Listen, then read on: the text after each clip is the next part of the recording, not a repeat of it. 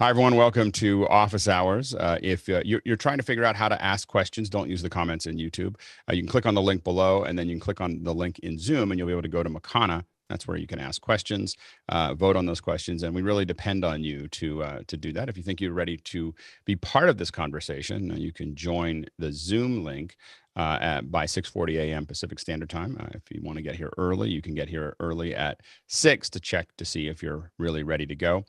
First hour is general questions about media. Second hour is things that we think we've decided to talk about a little bit more. We talked a little bit about last week about shipping, and we decided to open it up to a whole hour of how we get stuff in and out, ground, air, sea.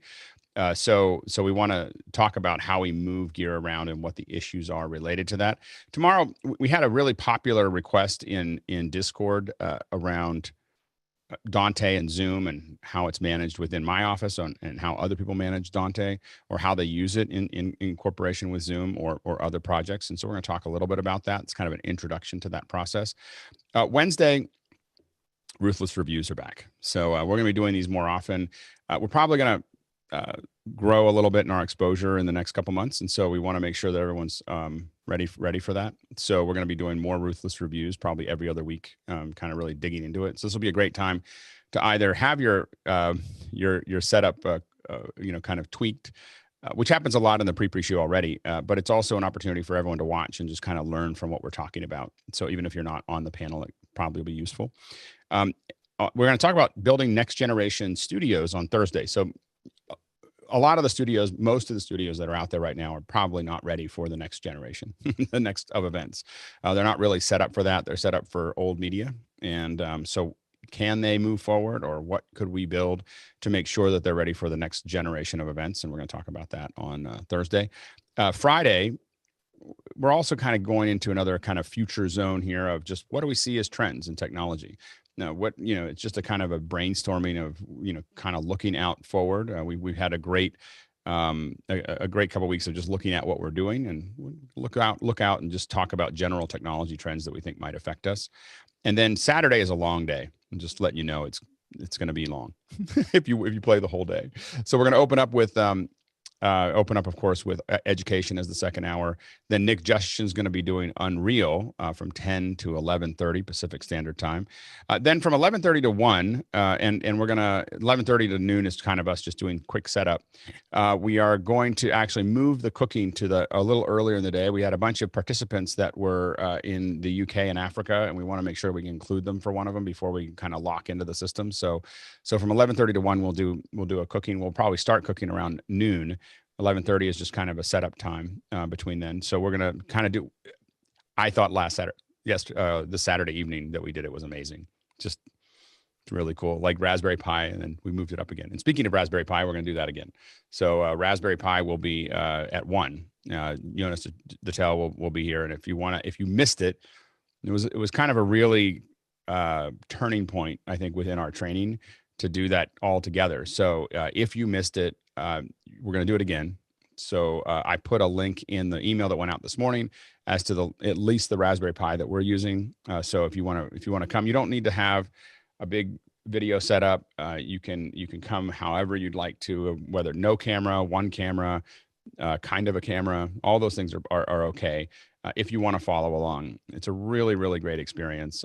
I did get some new Raspberry Pis. I need a couple playout bees, so I figured this will all be fine for me to have a couple more. So my son's actually going to take part in this next one as well. So he wanted to play along. So we should have a good time doing that at 1 o'clock, and that a little open ended, but probably only about 2 hours, so until 3 o'clock. So Saturday is going to be a little bit of a longer day.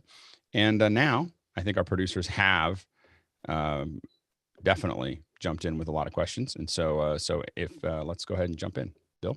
Okay, Sky Gleason of Seattle has the pride of place this morning and asks, for those that missed Sunday's debrief, what was the Saturday cooking learning, and what lessons were learned, and what will next Saturday look like? I think that we learned that it was really fun. I mean, it was a really fun time. We had a good time. I think everyone was, so for those of you who hadn't seen it, we had a whole bunch of people who were cooking, I think probably 15 folks had multi-camera setups, or at least single camera setups while they were cooking. There were overhead cameras, there were side cameras, there were really nice cameras, there were web cameras, there was all kinds of other things. And we were just kind of cooking whatever we felt like cooking. And it was mostly to kind of figure it out. It was a really great experience. We started really thinking about the process of what will make it work. Go ahead, Rupert.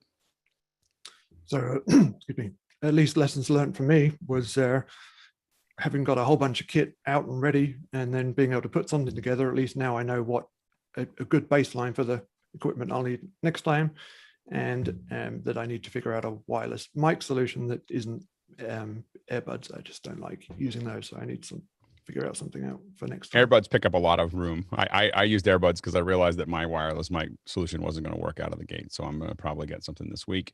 One of the things we talked about a little bit is how much of the din we should keep. You know, like, so you kind of, do we cut everybody's mic, or do we leave everybody's mic open, but have them, you know, kind of like figure out how much of that we kind of keep into the system. That was kind of an interesting, you know, conversation related to that. Go ahead, Sky. I just love being able to see some of the different angles, because as we've watched different cooking shows over the years, some of those have been very intentional. Some have been just grab as they could as the camera people showed up. But we had the flexibility of, well, let's try it a little 6 inches. Oh, look at that. Now you can see down into the food and the hands. And when you adjusted your camera, we could see you, and we want to see the eyes and the food. But then you would cut to a close-up shot from the same POV, which then what we also discovered was the continuity issues. And Talalek is really workshopping that conversation. Yeah, go ahead, Chris. Yeah, I'll tell you, from doing network cooking shows, PBS at least, barely network. We spent a week on camera testing every angle, the choreography of moving multiple cameras, because we had a live audience on the show I worked on. And we spent 2 whole days perfecting the mirror shot, and just all the philosophy of the overhead. Is it the overhead from the chef's point of view? Is it the overhead from the audience's point of view? I mean, all of that gets discussed. I had a quick question, Alex. Was there any gear lost in the I don't think we anybody's lost any. overheads drop off? No, we didn't see. Awesome. There was no. I got a little bit of splatter on one of my casualties. iPhones, but the iPhone was pretty hardy, and it took it pretty well. Go ahead, Jan. Sorry. The thing I got out of it the most was the community that we're in, the office hours community, how closely knit we're all getting, and how much fun we all had in just watching everybody else and just talking. And it was a great time had by all. And we finally found out that Alex really does have a child. You know, that's it for sure. At least one. Yeah, my son came over and said hi to everybody. So everyone got to see at least one of the kids. My daughter, we'll get her on camera. Go ahead, Guy. Yeah, I really liked having the PTZ option. I wish that I had one with more reach, because I found that if I just said, hey, who wants to control my camera? And Laura Seal jumped in and she just kind of took over, and that'd be pretty neat for somebody running around the kitchen, because it is hard to get the shot that you want. So it was neat to see what she wanted to see, which was my dog. So I wound up on the floor petting the dogs to get that shot. Well, and I think that I think there'll be a really interesting process. Remember, we're doing this for the next 9 weeks now. 10 weeks total, but 9 weeks where we're experimenting the first 2 weeks, and then we'll start doing be part of this Mad in the Kitchen show, which is going to YouTube right now. And a couple people will be pulled into the main show, and then everyone else will be in this kind of gallery that we're kind of building. And I think we're going to constantly be experimenting with that gallery. One of the things that we had talked about a little bit was in breakout rooms. We could have breakout rooms. I don't want to do it. You know, I worry about subdividing too quickly, but we could have a breakout room that's for beginners, and we could have a breakout room that's for people who are really interested in the science of what they're doing. You could have a breakout, you know, as the group got bigger, you could have a lot of people having individual experiences of cooking the same thing that are very different. The advanced cooks could be in their own little group. You could have, so you could have breakout rooms that kind of subdivide the audience into what they're interested in. And still run the same show, that same show with Madeline, a chef, and 2 or 3 people cooking along. You could push it into each one of the breakout rooms so that they all have you still see the show and you're still following along, but it's customized in what you and how it's set up. And so it's a really interesting thought process related to breakout rooms and how you might end up building 5 or 6 different shows essentially. from one piece of core live content.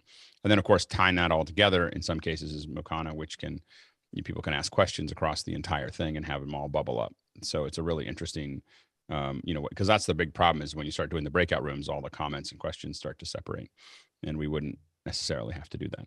So anyway, it's we're gonna keep playing with it. We'll keep on giving everybody feedback as we move forward. Next question. Nick Goodfriend of Bedford, New York says, I'm sorry to have missed it, but would you be willing to debrief on Ohaya? I work with an organization that's been very happy with it. Thoughts for those of you who played with it? Go ahead, Leo. So there's a lot of these out there. I thought the nicest or the most intriguing feature was the watch along, which I was watching with Jeffrey. We were in a room and we were able to play videos. The rest of it, I found it to be very confusing, the layout. Although I think it has a big advantage that you can use a mouse-based control rather than a keyboard, which is the concern about GatherTown. Go ahead, Courtney. Well, I found it kind of interesting, and it had a couple of features that I kind of liked because it put people together, but it limited the number of people that could be in a room because of its graphical layout. And those that didn't go into what it is they take a picture of a room, let's say, that has chairs and a sofa and various places to sit or stand, and they put your picture into, everyone's picture into a different place, and you can move yourself around within the room. But one interesting aspect that I thought was interesting is you can whisper to other people so that you can click on a little ear on another person and do a private conversation between two people in the room, but it doesn't take you out of the room. It lets the other people in the room know that your little ear icon turns red so that you're not listening to everyone else at that time, or two people are talking to each other. Could be dangerous if you click on whisper and you find you're broadcasting to the room and you say something that you thought were saying in private to someone else. But I thought it might be interesting for classrooms where they can arrange the students like in a virtual classroom with each one in a specific spot every day, so the teacher could always look in the same spot for each individual student and know where to look and respond and see how they were looking. So I think it has potential, but it has a lot of limitations as well.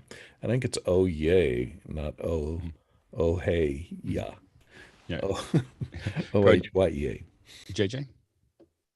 I'd like to amplify that as we were real-time testing it and trying to figure out if we could use this for a business setting versus play. Like, it was very mirthful. It was so much so that we broke it really quickly because we just kept on playing with it so much. And it seemed to fit that model perfectly.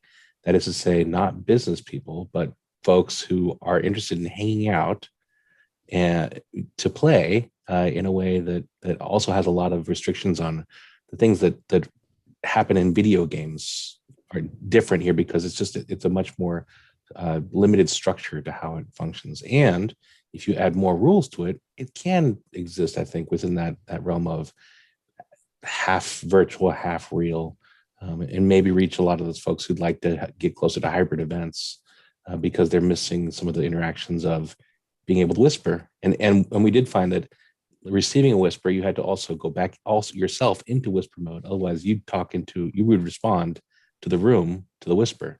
So getting used to some of the rules that are inside there, some of the strictures of that interface. I think it has a place, just not for this, but actually has a place. I think definitely. We want to keep on playing. I think we'll do more of this where we kind of jump into platforms. I do think that it felt a little skeuomorphic, for me, that I feel like I'm constantly thinking about how to improve the interaction between the digital world and the analog world.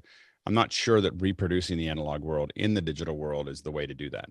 And so I think I was left with, when I went into that, I was kind of like, there's a lot of consciousness putting people in a bunch of different places, but I still prefer this grid view to see everybody than to have people like kind of randomly posted around the room.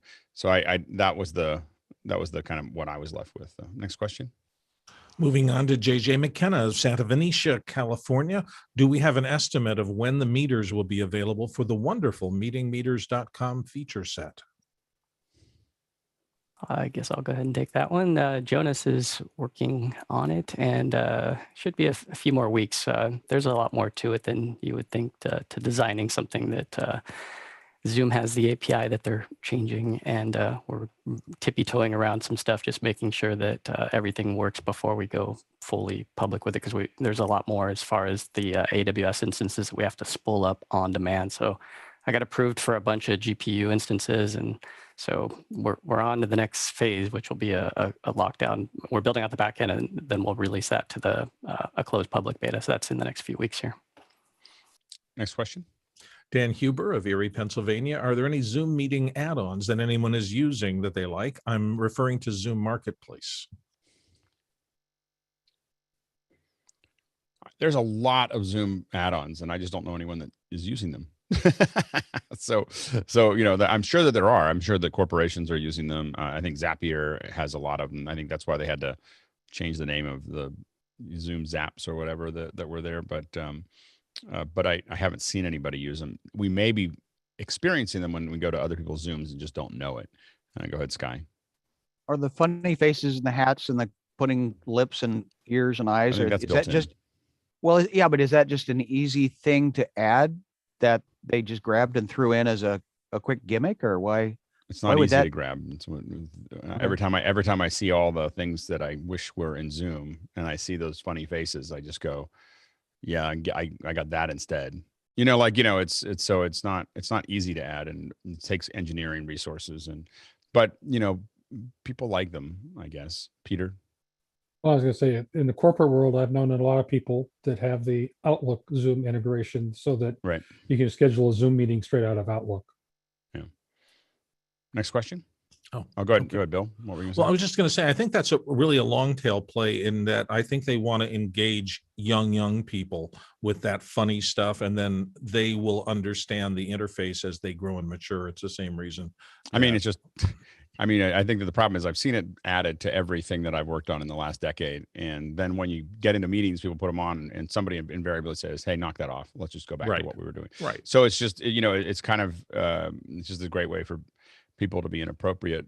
And I don't mean inappropriate, like horribly inappropriate. I just mean like to make themselves look silly in front of a lot of people that they work with, because they think it will be funny, and they don't realize how dumb it looks.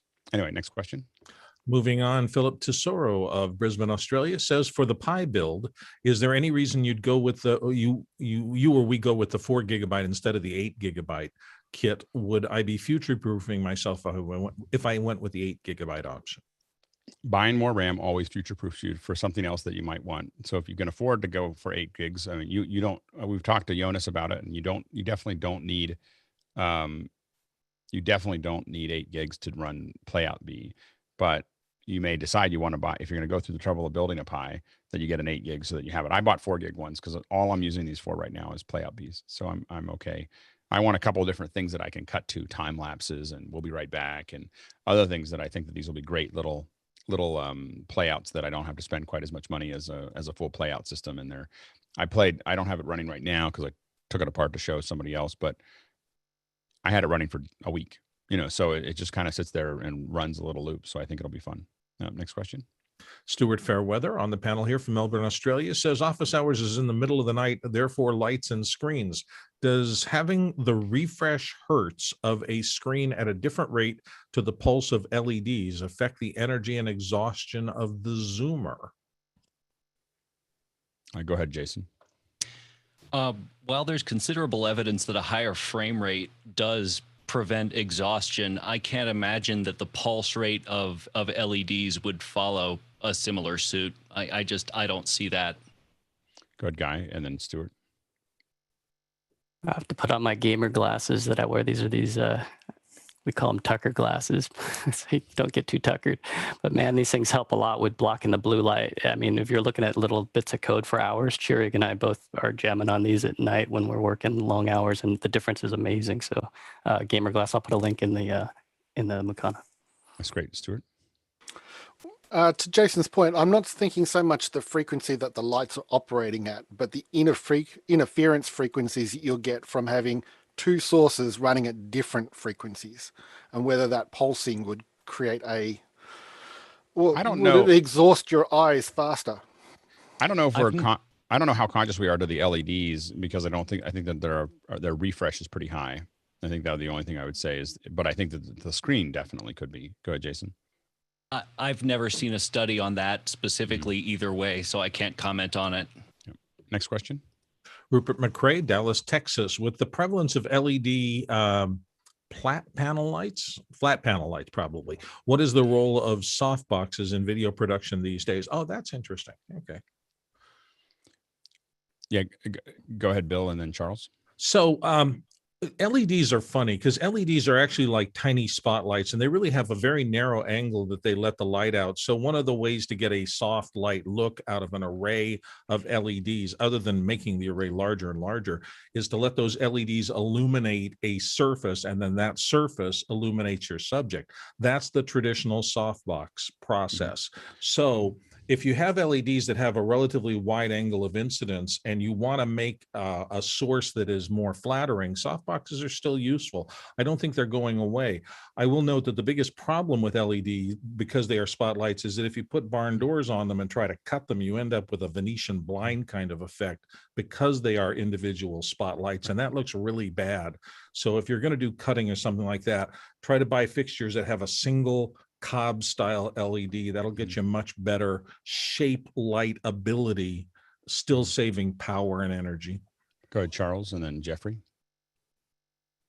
Yeah, for a lot of the beauty work that we do, it's all softbox, and it's because the control that we have with the lights. For example, I have one here, and this is 12 inches by 48 inches. All right, so that's what I use for my light. I have a few of those. I've used those when I'm shooting fashion, and I'll put those two vertically on the sides of the model or whatever it is. If I'm doing some beauty product, we'll end up doing something like this, where you can see here, I have a large parabolic, and this is about a 48 by 48. And as Bill was mentioning, what you could also do is actually point the light. You see my lights down here. These lights are pointing up to just sources, and they're bouncing back onto the product. Are you shooting a chrome shape? Because that is the hardest thing on the planet to light beautifully. Oh man. And that's something that I had to do because I was at home. But if we're in the studio, we actually built a dome out of the vellum and shot it softly from outside. And then we made a little hole for the camera. Right. And then in post, we would take out the little hole, the reflection. But for beauty work, usually you will see very large soft boxes. You can control the light. You could add grids. So that's where you will usually find these things. They're not going away. Yeah, and I mean, one of the other things that we do a lot of is we'll blast the white ceiling. Like we'll go into a space and see a white ceiling. We'll just blast it with, and you get this big soft light. And you still sometimes put more directional light in some places, but it really kind of just creates this big, very soft feel, like you're in a restaurant or at home or those types of things. Go ahead, Jeffrey, and then Stuart. It also affects if you're wearing glasses or have glass or a screen in the end of play, because with softbox it'll be one white light as opposed to dots on glasses or other glasses. Go ahead, Stuart. Yeah, just to what's been said before, the bounce and the soft is super important, especially on location. I'm actually using a single panel in front of me that simulates a softbox. Its advantage is it's either rim lit or it's a different layer. So instead of getting those multiple shadows that Bill mentioned before, you get a single soft shadow, and it's large enough to wrap around. Now, if people are looking for a LED panel that doesn't do the multiple shadows, you want to look for what's called a remote phosphor. Now, these are area 48s, area 24s. They've actually got a UV LED behind a phosphorus panel. The LED charges the phosphor, and the phosphor emits the light. And they actually have switch gear in them, so you can't switch them on without that panel being in front, because it'll ruin somebody's eyesight if you do. So remote phosphor, area 48 is the common one. Yes, they're expensive, but they are amazing. We use, one of the things that we've moved a lot to is the fabric LEDs that are kind of a net of LEDs that then are still behind, and we'll use 4x4s of those, they're still behind a diffusion. So they look like a softbox, except they're flat. So they're like, they're 2 inches deep. Maybe if we put a grid on them, they might be a little thicker. I think they're light pads, I believe is the brand. I might be wrong on that, but those are the ones that we bring in a lot to do that. And it's just, they're light, they're easy to set up. And you can cover a lot of, again, very large source. Go ahead, Mickey. Yeah, a well-known brand for those fabric lights is Westcott, and I think they call it the I forgot what they call it, but look at Westcott for those kinds of lights. Next question. Chris Royston says, does anyone have a good solution for global live virtual events that also get into China? We're a global company and have to do special events to our China customers due to the tools like On24 being blocked. Anything we could look at so China could be included in our global or APAC specific events? Go ahead, Stuart, then Jason. Yeah, rather than look for a technological solution, reach out to your local where the ambassadors live. The word's gone from my head. Consulate. Embassy. Yeah, consulate. Ask them what requirements they have for your stream to go into China.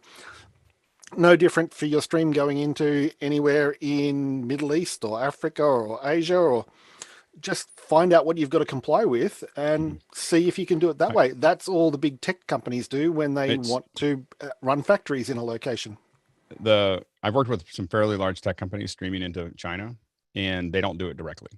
So all of them, the largest companies in the world, the way they get into China is to partner with local partners. And so generally they're delivering that signal via Asia Sat 5 is usually the delivery. So it's usually, the way we do it is we use the switch to get it to Singapore, then we pump it to Asia Sat 5, and then we make it that available either as encrypted or unencrypted to all of Asia.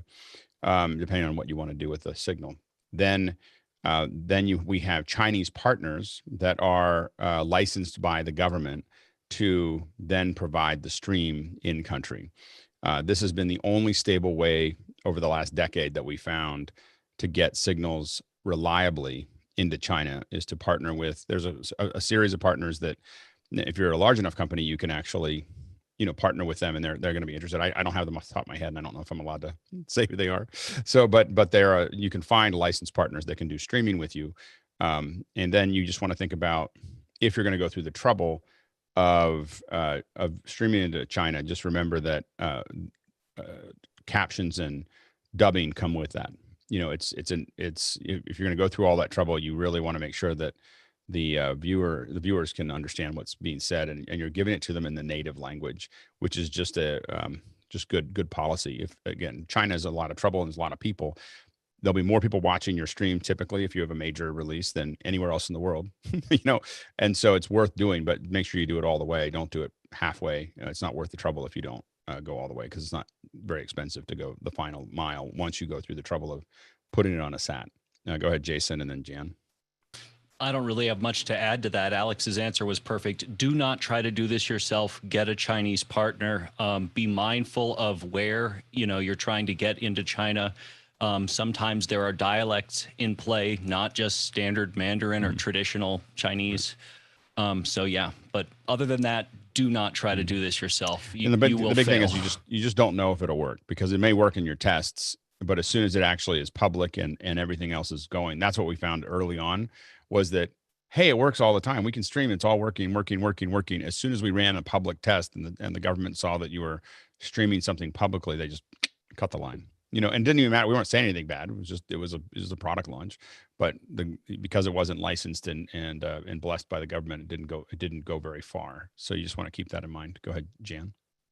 I'd agree with everything that everyone has said. I'll add one caveat to it, and that is the Chinese are very, very, very shrewd with using VPNs. In China, there's always a workaround whatever you're doing.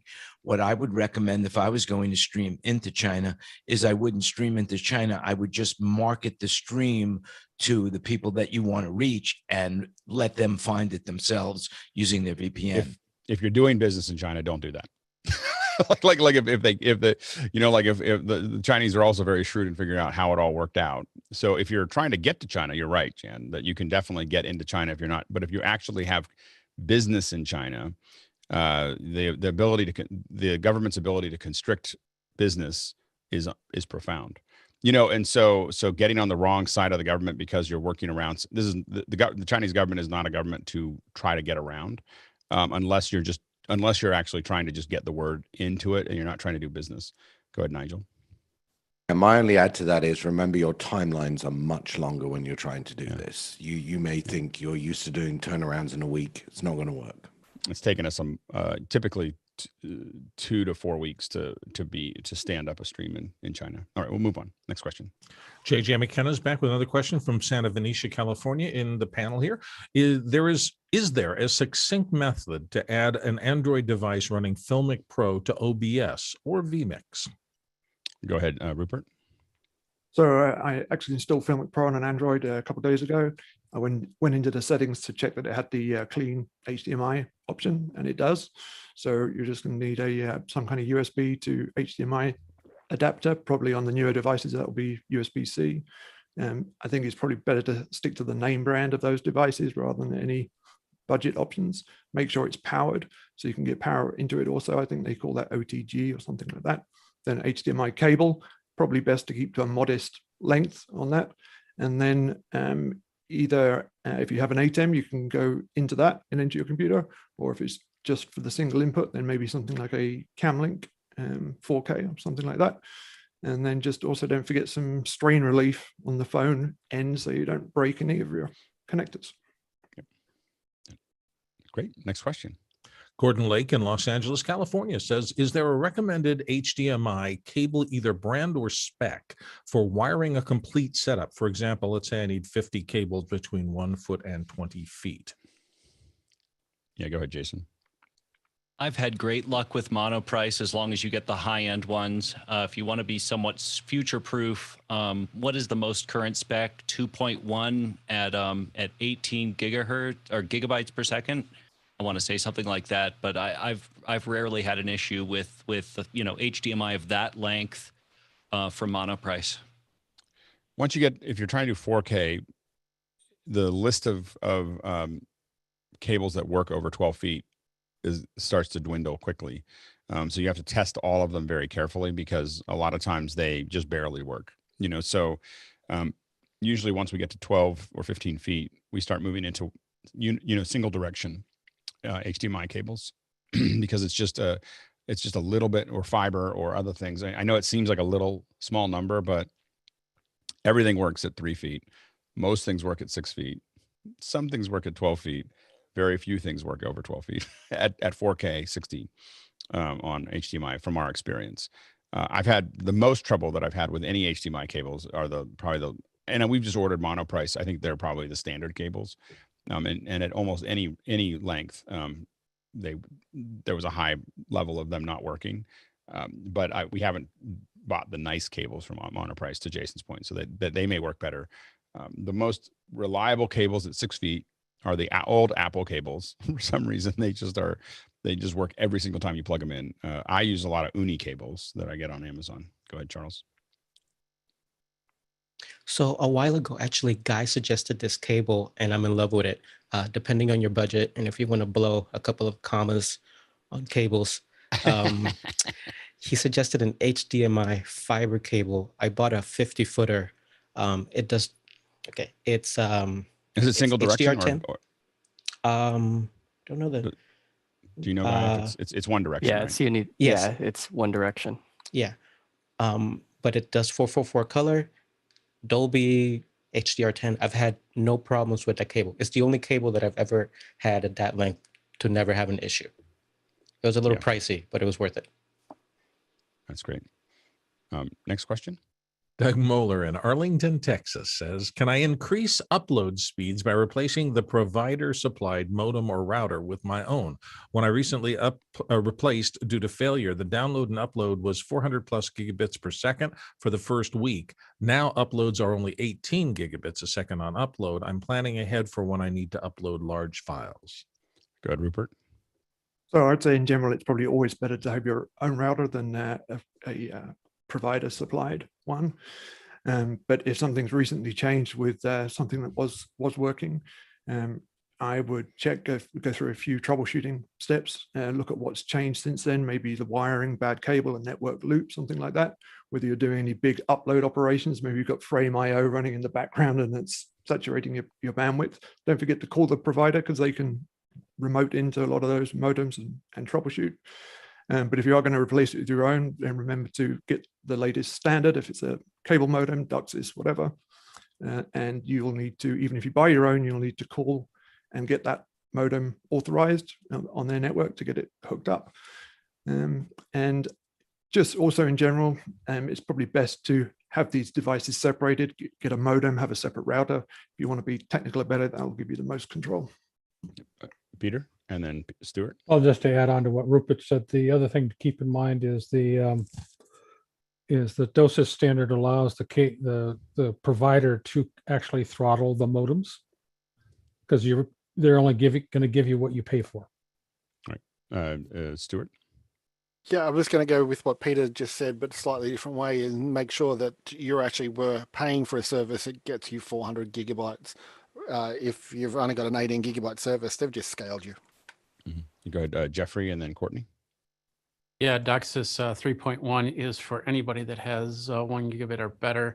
He said 18 gigabits on upload, which is relatively fast. So I'm wondering if I'm guessing there might be megabits rather than gigabits. If it's gigabits, wow, yeah, you're at a server farm. That's a lot of connectivity. Anyway, DOCSIS 3.0 is if you have about a 400 megabit download, and then I think that's the lower one, and then 3.1 is for faster. So if you have a 3.0 switch to 3.1, it's fine. The cable companies might not accept it, and they might not switch it for you. And more important, it might not change your speed. You might get a little bit lucky, but it's if you're on a network that's shared throughout your neighborhood, and everybody else decides to start uploading and downloading at the same time, you're going to lose speed on that. Good, Courtney, and then Jason, and then Bill. Real quick. Another thing to consider is I always separate my cable modem from my Wi-Fi router, because a lot of the cable companies now will make your Wi-Fi access point available to the public on a separate channel, but it's using up your radio's bandwidth to serve the public with. So that's how they make their publicly available hotspots from actual individual people's modems in their homes for the combo cable modem and Wi-Fi router. Yeah. Jason and then Bill. Rarely do I get to use superlatives on office hours, but it is always better to separate your cable modem from your router. As far as the nitty gritty of this, I'd love to get more into this. There are a lot of little caveats here. Hit me up on Discord, and I'm happy to help you. Bill, and then Mickey, and then when we got wired for fiber, all that was taken out of our hands. AT&T's fiber has their modem. It is a combo. It has Wi-Fi and fiber. It is, however, so fast, and it's been so reliable that I haven't been upset about it at all. But even the password was supplied by them on a sticker on the side of the modem. So that's coming away in some installations from user control. Yeah, go ahead, Mickey. Yeah, with a lot of those combo units, you can still disable the wireless, or at least like don't use it at all. Just plug in another router and go on bridge mode. And I lost my train of thought. Sorry. No worries. One thing that I would recommend is something that I found, and I have a theory about it. So I was able to greatly increase the speed of my internet at a lower cost than I was paying at the same time. And I actually think it's the rollout of 5G and also of Starlink has a lot of cable providers, really aggressively wanting you to lock you into, we got a better deal, but we had to sign up for 12 more months. They're looking at trying to kind of stabilize that process. And so I would highly recommend calling your cable company to, especially if you're in Comcast, to say, hey, I'm looking at all the options, or ask for the retention, manager, that type of thing. And you may find that 1 gig with about 35 up is pretty common. Still not symmetrical as some services, but I think they're trying to be competitive with what they see is coming. Go ahead, Mickey. Yeah, I recall now. So I'm curious where and how you're doing these upload and download measurements. So I would try to minimize the hops in between your modem and the machine. So if you can plug an Ethernet cable directly into the modem and test with a known reliable fast testing site, you can really better judge what you're getting. Mostly I go between speedtest.net and Speed of Me are the two that I use probably the most often. Next question. Roman Kryka, looks like from Kyiv, Ukraine, says, can you please advise any cloud service or software which is able to stream directly to Zoom as a user, something similar to Restream.io Studio with graphics and playout? I would watch the last 4 Fridays. So that's the only way that I know of how to get into Zoom, which is basically to install your system. You know, you could do a basic version of it, but you need some way that is going to receive those streams and then put them into a Zoom client in the cloud. Go ahead, Guy. Yeah, we were thinking a lot about how to do this because we're using the Meetingmeters as a service, and we're trying to figure out a way that we can have other people push in graphics. But then the downside is that there's bad people in the world, and they can do very bad things with that kind of service. So I don't think that you're going to find something, because think about city council meetings where a Zoom bomber could come in anonymously by pushing in some graphics. So I don't think it's going to happen. No, I think you'd have to build your own instance and do there's not any easy way to push it through. Go ahead, Leo. So the only thing that I can see at the moment that you can do is use a virtual camera. I have not seen any other way of getting anything into Zoom that isn't a virtual camera. If anybody else has, I'll be interested. Yep. Next question. Brian Bevito of Detroit, Michigan says, what's the best alternative to OBS, QuickTime, and so forth for capturing local records on a Mac? And I should say this is for non-M1 machines. Go ahead, Peter. Well, I'm curious as to why he says better than QuickTime. I mean, the only one I know of is Mimo Live, or the Blackmagic recording software will also do it. But I use QuickTime every day, and I know Chris does too, and it captures really well on a Mac. Mm-hmm. Yeah, go ahead, Bill. Screencast also is software that runs on a Mac and does great screen scrapes and even allows you basic editing functions for the post. Right. I mean, I think that if you're looking at I think it sounds like the attempt is to capture footage from a card or some kind of external device. And in that case, I would still say that typically the Blackmagic software or QuickTime are the two most popular ones. Go ahead, Stuart. Well, actually, what about iMovie and Final Cut Pro? Isn't there a capture option in there if somebody's already an editor? And I just see that Tucker has mentioned NDI Studio Monitor. I don't think the NewTek one works on Macs, but the Sierra TV one does, although I haven't played with it in a while to know whether it records properly. I don't think Final Cut, we used to use Final Cut to record everything. I don't think it records anymore. And I would be careful of iMovie because oftentimes it doesn't record at full resolution. So you just got to go into the settings and check it, because I believe that iMovie still defaults to 960 by 540. Jeffrey? Cam Twist is something that's been on Mac for many, many years and allows you to do a lot of things that OBS does. And I believe it also records, but I haven't looked at the software in a while. Go ahead, Nigel. I use Ecamm Live for a bunch of things, and that will also be a good way of doing it. For the more industrial level recording on the Mac, we have used, it's called Movie Recorder by Softron. And that's up to 16 channels of audio. It's really like a full-on recording pack, and I can't remember how much it costs, but it's in the $1,000, $2,000 range. But it's the most robust. Turn it on. I want to record something. I'm going to, it'll run with a lot of bits and pieces. So most of the time we don't use it, but when we really are doing a production that we have to have it work, and I guess it can record up to 16 channels of HD, at the same time on a powerful enough Mac. So it's really industrial strength broadcast level record on the Mac if you have a budget. Go ahead, Jan. Allison Sheridan has been touting this app called Screenium. I can throw a link in it. Next question. Nick Goodfriend's back from Bedford, New York. With anyone use Massive for transfers? And he's got the link to massive.io. I have not used Massive for file transfers. It looks interesting. Has anyone experimented with it? No. We should maybe put that on the list of something that we try to move and see how fast it is and see if it keeps up with Frame.io and other ones that we might use for that process. I mean, a lot of people are using WeTransfer. Massive must be either new or newer. There's a bunch of industrial level transfer things. The most common consumer one is probably WeTransfer. I mean, for big files. I use mostly Frame.io. Next question. Philip Tesora of Brisbane, Australia says, last time Leo and I am going to write it down this time. What mics are you using right now? Wow, it's a lot of different mics. Wait, it was a question to me, I think. Am I reading it right? Well, go ahead. So I'll answer what I'm using, and I'll put it ahead. in the chat.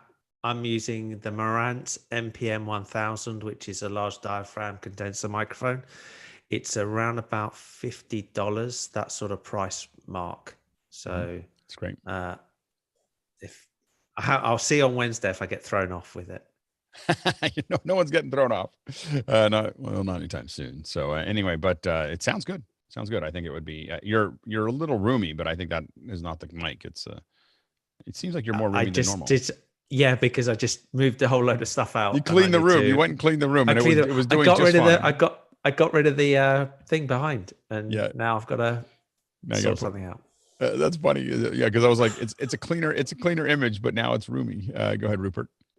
I actually have the USB version of that microphone. It's not this one I'm using right now.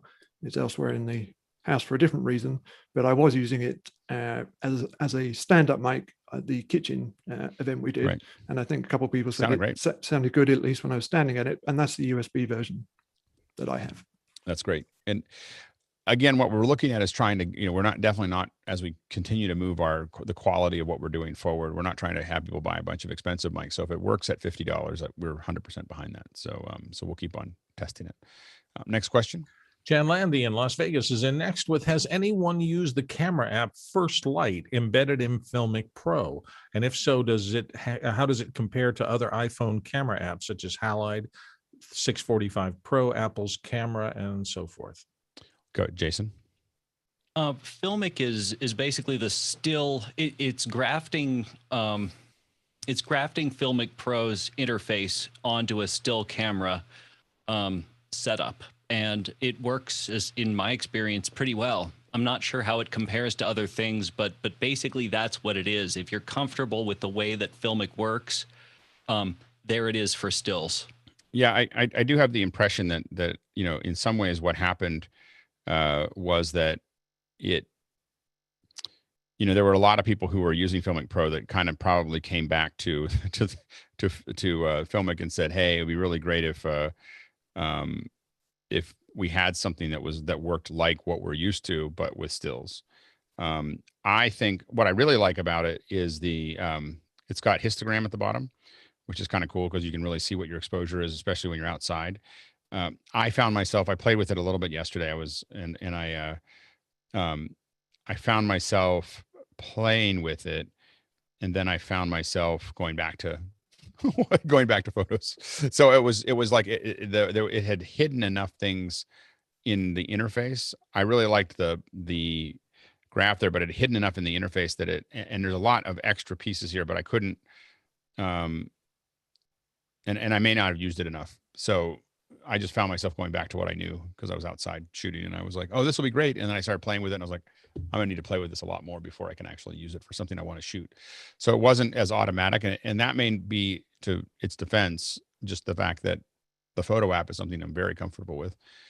I've played with all the other ones, and I end up just keep on coming back to the photo app because it does most of the things I need. I use Filmic so much that I'm going to probably keep on playing with First Light because I use Filmic every day, all day. I mean, like I use it for lots of tests and pieces and things. And so I think that I'm going to end up wanting to use it more, but I didn't turn the corner yet. So that I still had to lean back into my old habits.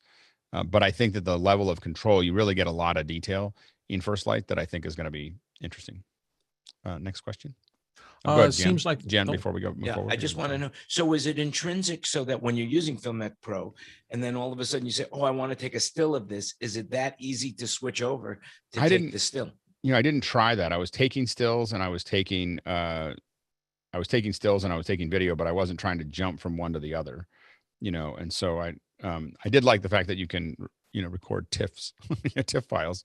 It's not some HEIC or JPEG or whatever. You can really capture better frames, and so I that's why I think that I'll probably end up playing with it a lot more, is because you have a lot more control over how you capture stuff, and it's got some HDR tools and so on and so forth. I haven't turned the corner where I can honestly say that I'm using it all the time, but I am definitely intrigued. It was mostly from your question, so I downloaded it and I opened it up for a little while yesterday when I was on the beach and shooting. I was shooting more photogrammetry and macro photography with my phone, and I think that it was a mixture. Probably a lot of the photos yesterday were macro, so like 20x. So the camera's already right up against something as I'm shooting. So I think the mixture of trying to deal with the macro and the wind and the new app, I was like, I'm going to come back to this. So, but it looks really promising as far as the level of control that you get. And to do the macros, you were using the Apple camera? It's a slightly different version. So you guys get a preview of something, but so I'm using this. This is made by US Key Vision, and it's so cool. So anyway, so this is a little, this is for this lens. This acts as a ND filter, but more importantly, these little ones, when you push it over here, whoops, I pushed too far. Push it over here. These act as macro lenses.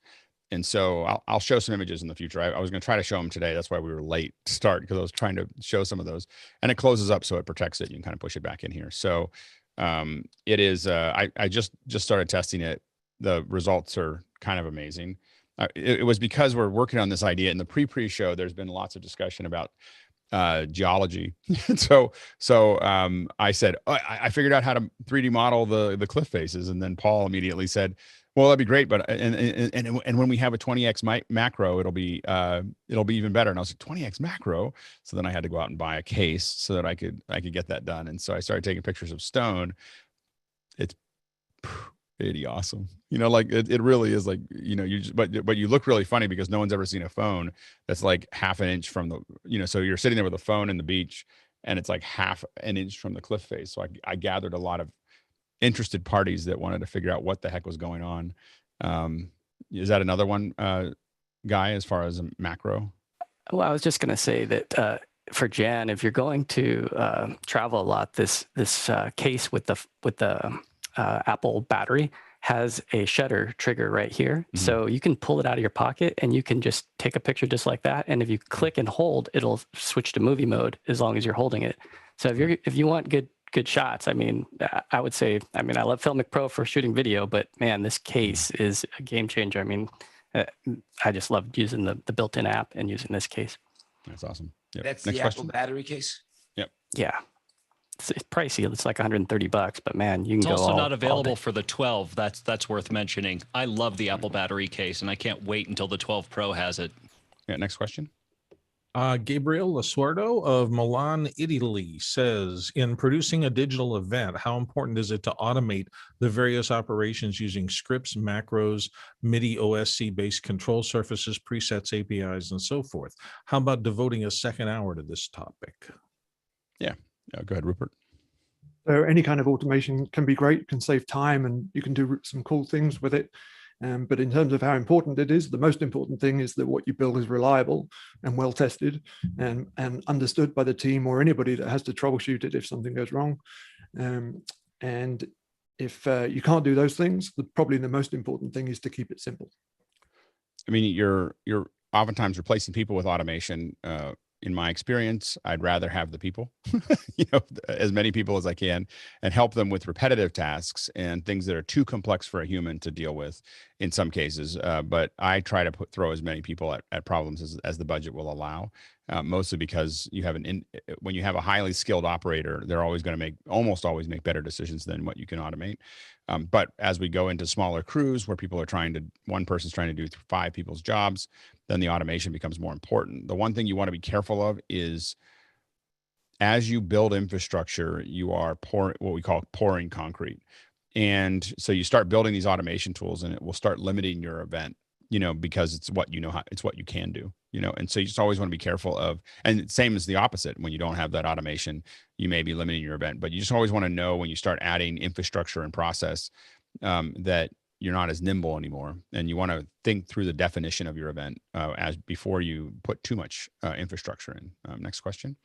Tom Lynch of London in the UK says, has anyone heard anything about Dante AV? It seems like they're stab at NDI, but seems to have very little info about what's going on with it.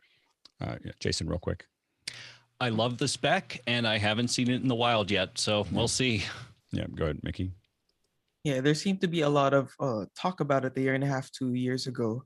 But for the past like half a year, it's been relatively quiet.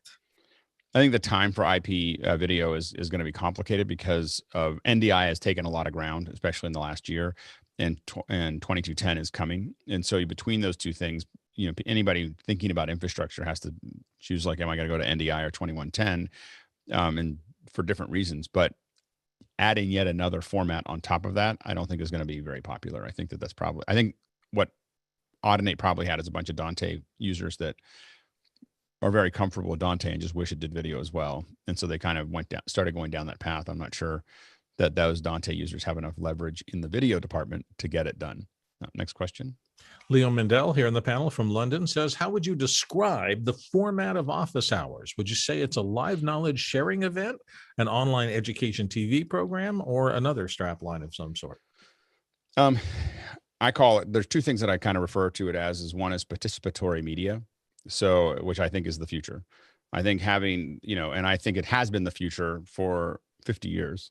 So when you can incorporate the audience powerfully, I think you end up with more engagement, and we just haven't had the tools before to do it effectively. So I tend to think of, so I tend to refer to things as, when I talk to people about it, is having the audience really part of that. The other thing that I talk about a lot, which I think is applicable to this, is that it's what I call a scalable conversation. So it's like a conversation that we have, but we can scale it up to, larger and larger numbers. And I will argue that most people, most of the time, would rather be in a large conversation if you can find powerful ways to manage it, like Zoom, like Makana, like those types of things. The limit to how big that conversation is just limited by the technology, not by people's interest. And so, when we look at especially average view times, the reality is starkly different.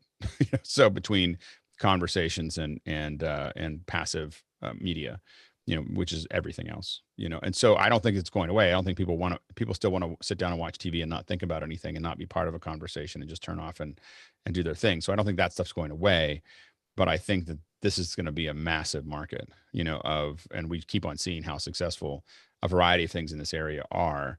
And we want to keep on we keep on seeing small successes within our own group of, wow, that was a lot of fun.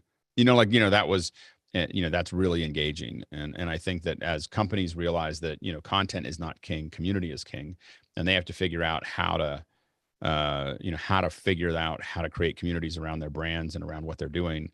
You're going to see more and more of it because conversations build communities, not content. Rupert?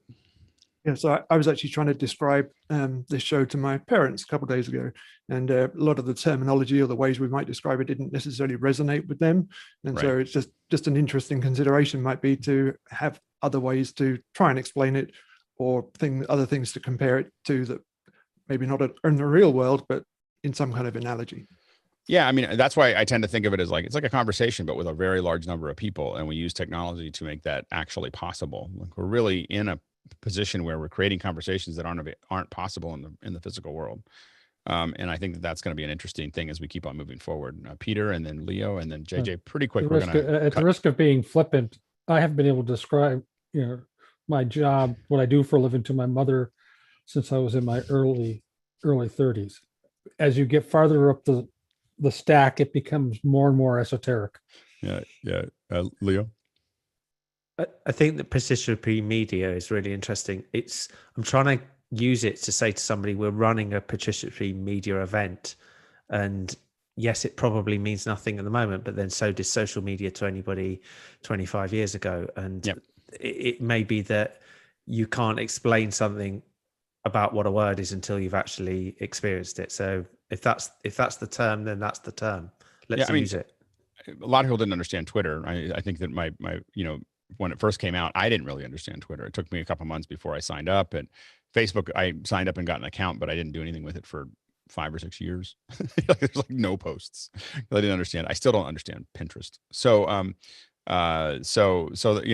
it's, anyway, so I think that it is hard to describe some of these things, these new formats. Go ahead, JJ. Yeah, I've described it as a polymath Congress. Like it is a collection of a congressional collection of people who function in a way that a Congress should. That it's to say, people bringing new ideas and new approaches to the same ideas and building towards something else. That's the other important part. It's not just speaking into the dark to make a noise, but rather it's speaking to answer questions that hopefully make the community larger, better, more participatory, more inclusive of the wherein other click type groups don't do that. Like they try to exclude to the point where there isn't the opportunity for people to input. And I guess the final thing, when I try to describe it, not so much as how it works, but what it achieves is, one of the things is it allows a lot of people to collect based on their interests, not based on their geographic limitations. So we're all over the world, but we're interested in a given subject. Right now we're talking about media, but that could be a variety of different things where we can grow into a large community that is, again, not constrained by time and space, and especially space, of needing a space to do it, needing to be in a certain place. All those things, we get rid of those restrictions, and we're able to have these kind of conversations and build these kind of communities that just haven't existed before. And we've been able to do it with forums and everything else, but these events are providing a different capability. And Sky, real quick, and then we're going to go to them. I'm voting up participatory media, because social and media were words before Facebook ever showed up. And gathering has been around since humans began. So I think as a branding, telling people what something is, we didn't know a Yahoo was not a internet experience. It was something in Arkansas.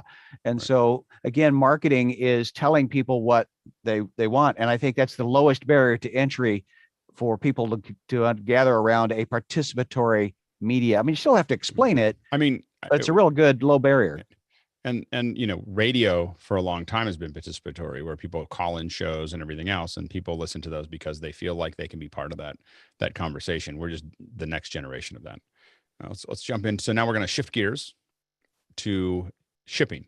Shipping and receiving. It's actually my first job out of high school was shipping, which turned out, felt like it wasn't. I worked in an electronics company. I had to pack electronics. When I got back to doing this company or doing video production, all those skills came back.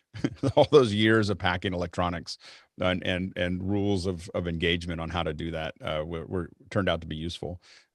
So I thought it would be, we've had a bunch of questions about it over the last couple of weeks, of specifically, how do we get things in and out of the country? How do we ship things? How do we move things? So I thought it would be a useful thing to spend an extra hour just talking about getting gear around. We haven't had to think about it for a year. So since the beginning of this, we haven't really had to think too much about getting gear around, but we're most likely going to have to start thinking about it in at least small amounts in the near future as people start to move, at least for the events. I don't think that we're going to see large scale events until the fall at the earliest. But I think that we may, for production, need to start moving gear around to support folks. And we still have to do that now. I've been doing that for the last 6 months of shipping gear to different locations. So if you have questions about shipping, about either interstate, intercountry, intercity, intracity, all those things, go ahead and throw those questions into Makana,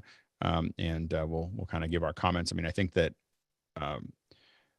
for us, there's the basic carry-on type things, which can scale up a lot, and we can talk about that if you have questions about how we manage cases and so on and so forth. Throw those questions in. And then as you start to scale, you move from being able to have, when I started doing it, it was literally like, what could we fit into a car? And then we bought a van. We invested in a van, like a Ford, or not Ford, it was a Dodge Caravan, because you could roll the seats into the floor.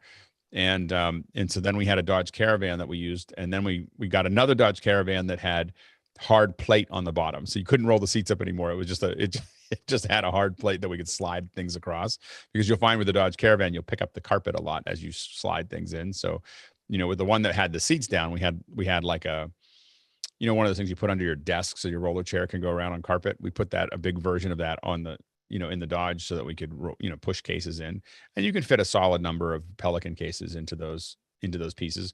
Then after that, we got larger vans, so we got Ford Transit vans with E-Track. And then from there, we also started getting pretty good at shipping, or not shipping, but flying with gear, which is we took it to an absurd level, I will admit, where I think our record was 42 cases, to Japan. from now, you can do that. You can, just in case you're wondering, if you have a media pass with United, you can't take more than 24 cases per person. But if you have 6 people on the same ticket, you can stack them all up. And so we were able to take 42 cases, which, if you think about it, we moved over a ton overnight for about, I think it was like $800. So it's a pretty good deal. When you get good at it. So we can talk about, if you have questions about how media passes work and how you check those things in, throw those into Makana. But then you start moving to services. So then you have to understand things like Rocket is the one that we use a lot to get things from one place to another. Carnets, these are all things that, the how do you legally manage that? We talked a little bit about that the last couple of days. So these are the kind of things you can ask questions about if you want. And obviously I can roll. This became half of my life, is just getting gear. There's doing the event, and then there's just getting gear to the event. It turns out that becomes kind of an obsession. So happy to, and if members of the panel want to discuss that, then go ahead and talk about some of the solutions that you've worked with, Stuart, and then Jason. Actually, I was curious about the Dodge Caravan thing, because there's a Chrysler Voyager all-wheel drive parked outside. But what I've noticed for those people who've got that sort of vehicle with the flat floor, because you've got obviously had the stow and go, whereas I've got the all-wheel drive, so it's a flat floor inside. Where the seats mount, you can use as tie downs for gear to stop it moving around, which is a great thing. You want the gear to not move around in the vehicle as much as you want it to be not moving around in the cases. But one thing to look at, the seats out of those things are crazy useful, crazy comfortable, and you can unbolt the frames if you wish to bolt a small rack to them to put the computers in, or a vision switcher in, and open the rear windows a little bit to run the cables out. That's great. Yeah. One of the things with all of these, when you don't, this is the kind of the little details of, one of the things we learned very quickly with the Dodge Caravan, and in general, before we started moving to larger kits, where we were rolling everything in, is if you have cases, that are heavy, and when I say heavy, more than about 45 pounds, and I can't think of what that's, probably like 22 kg or so. When they get over that number, we created a culture, and this is really important. We created a culture within the company that 2 people are going to lift that. Like it's not okay. No one's a roughneck. No one's strong. No one's, you got to get, this is beyond moving gear, but we were having a high number of back injuries, not horrible back injuries, just pulled backs, middle of the back, lower of the back, and people, and taking people, from a company perspective, it makes people less operative, but over time, it really wears and tears. And I'm the worst at it, because I'm from a farm, and I'll just pick a 70-pound case up and throw it in the back of an SUV and swing it, and that swinging motion is a great way to destroy your back. So you want to, beyond all these other things, we teach people to use their knees when they're lifting, really carefully. Keep your back straight. Don't bend your back. Keep your knee, and we do it with 2 people. And it's just, and it's not, there's no, you really, as a company, I learned, because I would do it by myself, I learned that everyone else would do it by themselves. And even though I was telling them not to, I wasn't following those instructions. And so as the producer, I had to never do it in front of people. Like I say never do it, but never do it in front of people. If I was going to do it, I do it quietly, hidden somewhere, because usually I'd be by myself and I had to get something in. But I was always very careful to set the policy. I had to do it, and I'd always have to call out, safety first. And you call on everybody. Everybody reminds each other not to do that, because it's super dangerous. Go ahead, Jason. Yeah, we got really, really good at team lifting into an expedition where you can, fit absolutely everything completely flat. As far as on a plane, I mean, these are always beat up. This is NAB from years ago, because I'd say NAB is harder to get than CES.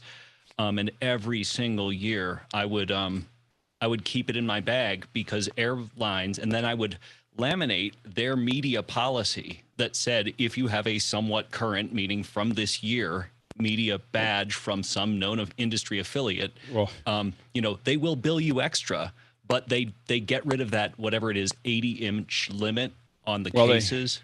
The trick is that who makes the media pass? Whoever makes them.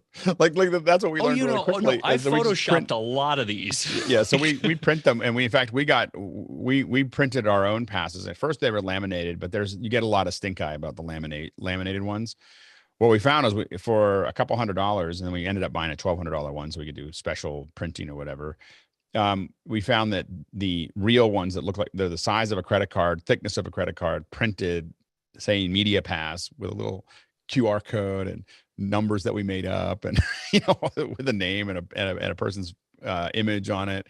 Everything else, you can just walk up and show that to them. Now, if you walk up and show it to them with personal luggage, you're going to get yourself into big trouble. And we made sure it was very clear to our folks, don't ever use this if you're not actually moving gear, because we didn't want to be on the blacklist, on a checklist there. And so but if you show up with Pelican cases and you have a card that looks official, they'll generally just let you have it. Now, all the airlines are different. The reason we use United is because we don't have to call ahead. We don't have to manage the process. There's a lot of them that are like, you have to register and there has to be paperwork and everything else. And we just avoid those airlines. So, and I think that the two that are probably the most lax are that, and why we use them is Southwest and United. Stuart and then Mickey. All right, two notes. Firstly, to Jason's point, and then I'll come back to Alex's point from a few minutes ago. Jason mentioned packing things flat. If you own a station wagon or a minivan, make sure everything you pack in it is packed below the height of the main bench seat at the back, so it doesn't come forward in an accident and hit you in the back of the head. Okay, secondly, as somebody who has a herniated disc at L4, where Alex was mentioning about making sure it's lifted, go back and watch that on YouTube again. Watch it again and watch it again. You cannot watch that enough times because it is very, very easy to do that sort of damage, and it is permanent. Trust me on this. Yeah. Mickey and then Jan. Yeah, just going back to what Jason mentioned earlier about printing out airlines policies on media luggage. Also, it's also a good idea to print out their policies on carrying different kinds of battery chemistries. Lithium batteries should be hand carried all the time, never checked in, and the limit should be 100 watt hours per pack. A lot of TSA agents and airline personnel get these mixed up. It's usually each pack is 100 watt hour limit, not like in total. Keep talking. I got to fix something on my end. I'll just be right back. Sure. Nobody else has their hand. That's just a thumbs up, Jason. Yeah. I wanted to say something. Go ahead, Jan. I haven't worked for a company in a while other than my own, but wherever I go into, sound companies, lighting companies, video companies now, everybody's wearing some sort of like back brace that you would be using as if you were lifting weights in a gym. Yeah, you can find them on Amazon under back belt. Yeah, everywhere I go now, that's like part of the, I guess it's OSHA now demanding that, or at least their insurance companies are doing that. So go ahead. Other thing, Yeah, I'll stop. Oh, Courtney and then Charles. Go ahead, Courtney. Yeah, and just be careful if they don't have a media level of shipping, for baggage. If they just treat it as excess baggage, the airlines over the last few years have been upping their extra fees, and they've been reducing their weight limits from used to be 75 pounds, now it's 50 pounds. Anything over 50 pounds gets billed extra, and it's like $100 per bag, and then it escalates up to $150, and it goes up. You can quickly run up $1,000 bill with just 3 or 4 extra suitcases or 3 or 4 extra cases that are over the 50-pound limit. Right, and they will weigh them there. I've had that Yes. happen to me more times than I can tell you. Go ahead, Charles. And even though you weigh them at home, they're the arbiter of how much they weigh. Right. on Well, they their do. scale. The travel stores do have little. You can get a physical weight limit tester. It's a little battery operated thing. Often they have a little USB port in them as well. And I've used those a lot of times. And I've actually had some success where they say, nah, I'm not sure you're clover. And I said, well, look, I tested it beforehand and I show them 49.5 pounds. And I've had that go through more times than I can say. Go ahead, Charles. Yeah, so as far as like the lifting heavy things and bags and carry-ons, I was working at a large corporation, and I started to change at least my group. Since everybody was sitting down for so long, like that becomes the most strenuous thing that you do all day long, right? Which is a recipe for disaster. So what I grabbed my junior people, and at the end of the day, we would do some posterior chain light exercises to get everybody a little stronger, a little healthier. And over the course of a few months, everybody stopped having back pains. Well, there you go. So group exercise basically as a hedge against damage. Interesting. Yes. Sky, go ahead. The big surprise for me was free luggage going to Atlanta. And then on Alaska, they said, oh, we're going to fly you back on Delta. And so that 2 large bags, because I was there for like 3 months, all of a sudden now is a $300 return fee, because that was return on Delta was not the same logistics as on Alaska that sent it there. And for since free. people are talking about airlines, I will just say I also discovered the magic of counter to counter. If you have small non-volatile things like a box of tapes that you forgot and you're in a place and you can't get this type of tape, most of the airlines, you can send things counter to counter and it will get there on the next flight. Now, the issue with counter to counter now is that the restrictions have become pretty heavy. There's about 3 to 6 months of getting okayed to do counter to counter. So you can't just do it, and no one can just do counter to counter anymore. So we have that license with a couple of them now. 090 has it, so that we can do it because there's background checks, there's all kinds of other things to do it post 9/11. And so it became there was some time between 2004 and 2005, the whole thing restricted, and it became very, very difficult. So you can't just walk up and do it. You have to find someone to do it for you at this point. Go ahead, Jan. Yeah, you have to be a known shipper. It took me a little while to get it done. We do a lot of shipping. I'll say one thing, though. One of the most important things that you could do is not skimp on the road cases. Whatever you're going to pack, get a good road case. Make sure they're heavy duty road cases, because what you're protecting what's inside, not outside. And if the road case gets damaged, just an FYI, you can't make a claim against the road case because that's the packaging. So if there's a situation where you can put these road cases on a pallet, always better. That way, pallet shrink wrap, then you can get protection if a forklift goes through one of your road cases. The other thing that I will say is if you're shipping a gear, always look for air ride. Now, it's a little more expensive, but always go with air ride. Go ahead, Jason. Wow, there's a lot there. I'd say, yeah, counter to counter is a pain. It took me about 6 months to get it, and it wasn't terribly expensive, but it's really just time consuming. But yeah, it's been a while, so I don't know. I haven't done it for about a year.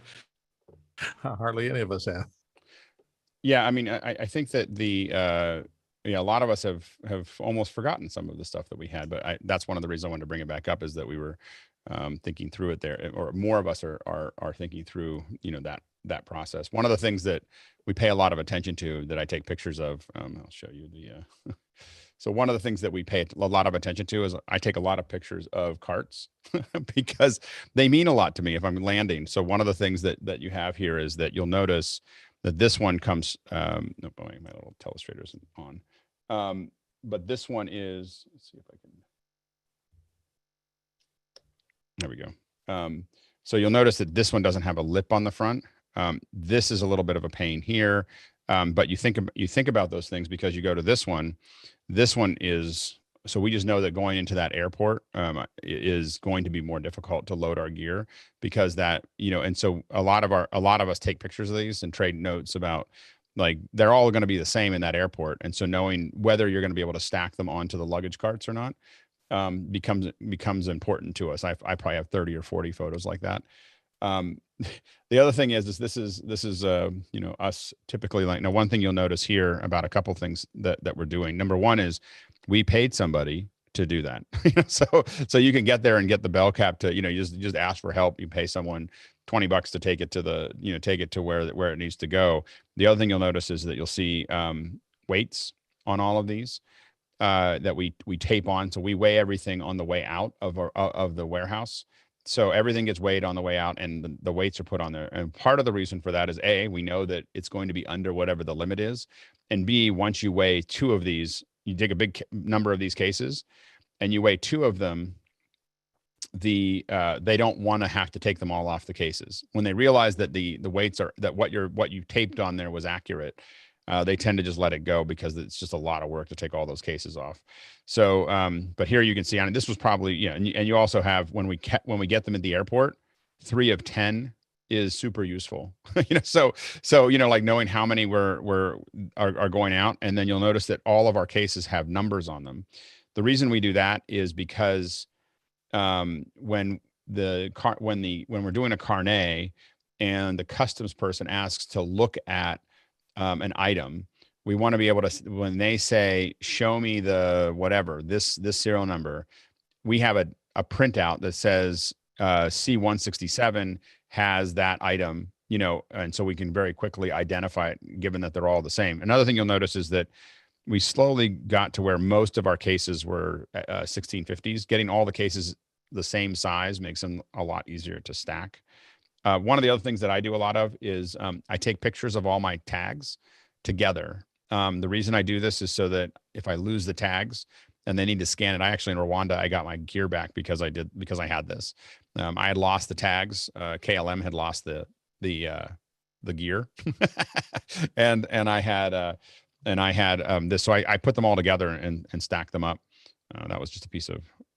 This is a lot of the cases being stored. This is what they look like in the warehouse of all of them kind of stacked there. One of the things I do also is I often take pictures and videos of people loading our gear on and off the thing, and I would send it to the folks working with us, or working for us, to remind them of how the gear is going to be treated once they let go of it, so they can think about that as they put things on the inside. This is another one where we're checking in. So things are tied down. These little tie downs are super useful. The carts that we used in this case are the cart masters, which are about $1,000 each and worth every single little penny. They switch back and forth between being a cart and a regular dolly, and we check them. So we literally just fold them up and check them and send them out. This is when we start getting to sending things out via, actually, this is, I can see by the snow. I was like, where did I do this? This is in Davos. So this is our gear. This is the cases arriving in Davos for World Economic Forum. And this was a mistake. This cost us $5,000 because it was too tall. We didn't know that when we did it. Like, it'd be really good if you told us that 55 inches is the maximum height that's worth it. Anyway, just thought I'd show you a couple of those things. Mickey and then Bill. Yeah, one thing I do if we're checking in a lot of bags and we're traveling to a place where we're expecting a lot of media to be in the same place, like say if there's a world leader summit or something, we like putting bright colored gaff on the tops of the Pelican cases, so that from across the room, like as soon as it comes out of the carousel, we can easily spot our cases amongst like dozens of other Pelican cases. Yeah, I've had we once landed in South Africa, and there were probably, I don't know, 6 or 8 different crews coming in, and it was just this sea of black Pelican cases. Courtney? Yeah, and I think what Jan was referring to, air ride, is actually for trucking shipping. Am I correct there, Jen? Absolutely. Yes, and what the reason that's important is because if you've got cases like the old style that are plywood laminate with fiberglass with those ball corners, as we saw some of Alex's cases there, if they're on a truck and they're going over standard roads, if the truck has a wheel that's out of balance or something, the vibrations of one ball corner against the side of another case can wear a hole right in the other case if it's not shock mounted some way or separated in some way. So you got to take that stuff into account when you're shipping by ground. Vibration can damage more equipment. It's subtle, but over a long period of time, it can eat holes in cases. Yeah, and most of our cases have they're shock resistant. So if you open them up, they've got some foam around them. We don't go crazy with the full on spring loaded cases, but we definitely give them a little bit of movement to absorb some of the high frequency hits that they may get. Go ahead, Bill. I'm going to amplify what Alex said. He mentioned very briefly passing sky caps and help at the airport. I always budget enough money to robustly tip sky caps, particularly in airports I'm coming back in again, because I've run into airports that have been almost shut down with massive lines of people. And by finding a sky cap who knew me and saying, come on, they've managed to walk me around huge lines directly to check-in counters and, hey, Bob, this is Bill. He's got a media thing. Let's get him on the plane. And it's been amazing. So making those relationships, even with people who are just the individuals at your local airport, the sky caps, the gate attendants, get to know them. If you travel frequently, they can solve problems like you wouldn't believe. And to Bill's point, always assume you're coming back. Like that's the mistake that you make, is that you think that you're going to treat people a certain way because you're not going to, but then you have to see them again. So you really, in hotels, I'll tell you, there's nothing more magical than knowing someone's name, how long they've been there, what they do there, the next time, that you're there, and you'll see me drill into people what the first time I see them. Hey, what do you do? And how long have you been here? You start chit chatting. Anytime there's a break, you chit chat with everyone around you. You do all those things, and you're slowly absorbing all that information. So when you come back, you go like, "Hey, Chuck, how's it going?" And they don't know who you are, so now you're and then you sit there and talk to them, and just remember that everything in shipping and everything in production is subjective. There are so many things that can happen or not happen based on your relationship with people. You think that it should be transactional, and it is not. There's nothing about this kind of thing that is transactional. Everything is a deal that is made. There's just constant negotiation. Go ahead, Sky, and then Chris. It's an economic question. As we landed in Port-au-Prince after the earthquake, the people were handing out in an American economy and tipping the people doing it. And you've been to other parts of the world, Alex. You kind of upset the economy because you just paid somebody like a week's wage in a single tip. And so that's I don't have to have an answer to this question, but not everybody works on the same price point. There in some cultures it's actually, so in Europe, in some parts of Europe, it's really seen as an insult to tip people. Like they're getting paid well to do what they're doing, and they view themselves as professionals, which they are. And you tipping them is putting them in a different class. And so you have to kind of know where that makes sense or not. I have to admit that I've thought about it a lot over the last 20 years. When I tip, I still tend to tip by the way I tip in the United States, because I feel like I shouldn't be giving people less money just because they're somewhere else. And it just really, I just felt like that was the fair thing to do. That I don't treat them as less because they're getting paid less. I pay the same percentage, it's the 15% or 18% or whatever that number is. I don't shift it down, in that area. And I think about it a lot, but I just felt like that's what I can, I just felt like that was the right way to go. Now, it does mean that when I was in Zimbabwe, it took me a little while to realize why the waitresses almost fought over me when I went down for lunch, because I was paying them a week's worth of salary in because I'm paying a hotel amount. It's like a hotel is charging me the same amount of money. Anyway, I just I felt like that was it's a struggle. You go back and forth, but skimping, I just felt like was not the thing to do. Chris? That's my own. I don't have any judgment over people who pay whatever, figure out what the local thing is and pay that. I think that's totally fine. It's just that's where I felt comfortable. Go ahead, Chris. Several years ago, I was managing not 44 cases, but we had 33 going to Puerto Rico. And I, in addition to a financial tip, which, by the way, the producer completely undertipped the guy, I found it very useful to do all the math and know exactly what they could charge me. I jumped out of the first of 2 vans full of gear, and I handed the main bell captain a big bag of donuts. And I said, I got to get these guys to Puerto Rico. What can I do to help? And I had a list. I had weighed all the cases, kind of like what you had said. And I knew that he could charge me $2,200 by the book. He could charge me $2,200. He looked at it. He goes, $800. And I looked at the producer and I said, pay him. Just no questions asked. And then I went inside to watch the stuff hit the conveyor belt on the carts. And the producer comes in. He goes, hey, I paid that guy $20. You think that's enough? I went, no, it's not. And I walked back out to the curb and I peeled off $100. I said, I'm sorry for the guy I'm working for, but this is for you. Thanks for taking care of us. Yeah, it's you got to keep track of it. Go ahead, Stuart, and then Jason.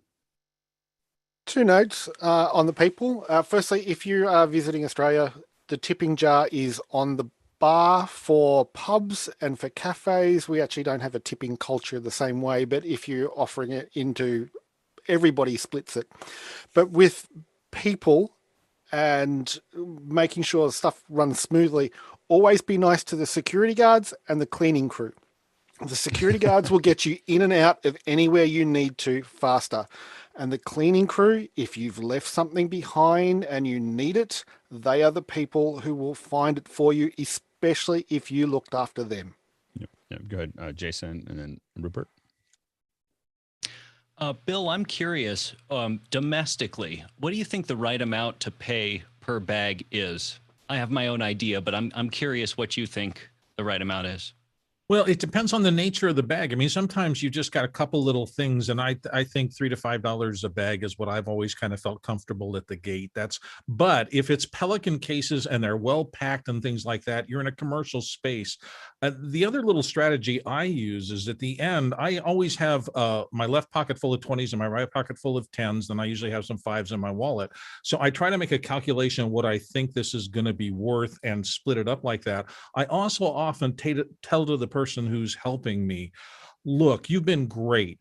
Would you do me a favor for all the guys backstage? I'm going to give you a little bit. Would you please buy them a drink tonight? I just want to say thank you. And you make it a group thing that leaves it up to them to decide, look, I'm having trouble making my electric payment today. I need to hold on to this. But you've said this is a group thing. I'm not paying you for the service. I'm helping your organization and your friends all benefit from this. I kind of like doing that. Good, Rupert. So there's tipping, but also in some places that can be referred to as expediting fees. And in some places, those are double around Christmas. Go ahead, Courtney, and then Jan. One thing we haven't talked about, if you're talking about airline travel in the United States, is TSA rules. And there's a whole list, here, let me cut to it, of what you can and can't bring on an airplane with carry-on or in checked baggage, something you can't carry on either. And you would have to,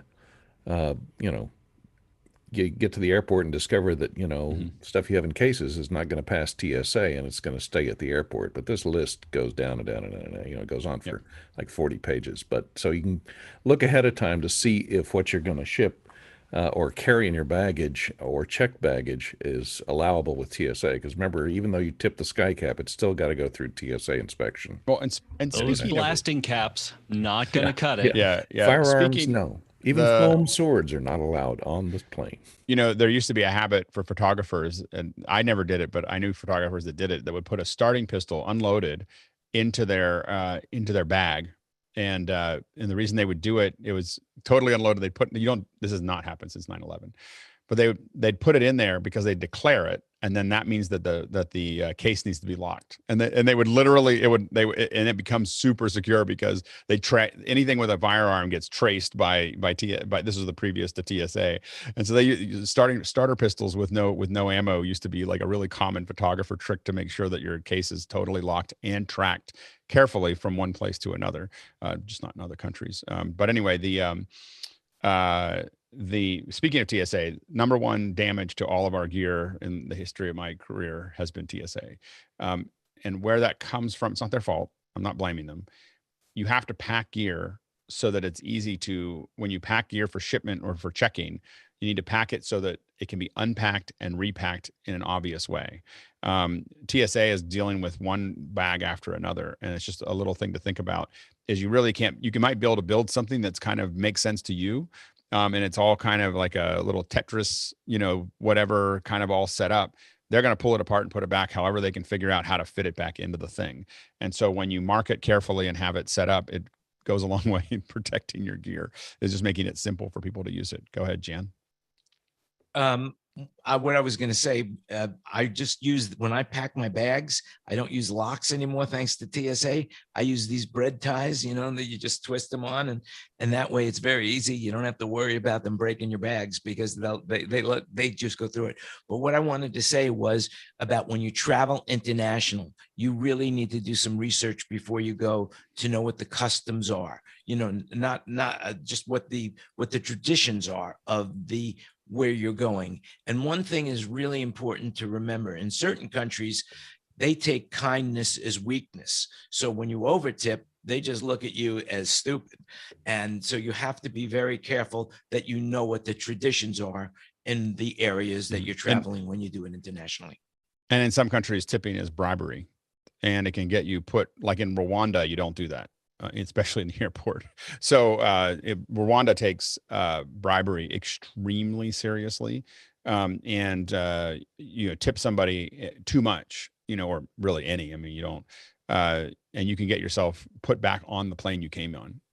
So it's a pretty quick move. So that's all. And by the way, Jan, to your point, I use bright colored zip ties, because you still have to cut them off, and TSA doesn't own those. So when they come back as clear colored zip ties, I know which cases got opened. Stuart and Bill, real quick, and then we're going to go and finish up the questions. Just to that list that Courtney has posted in the chat for us all.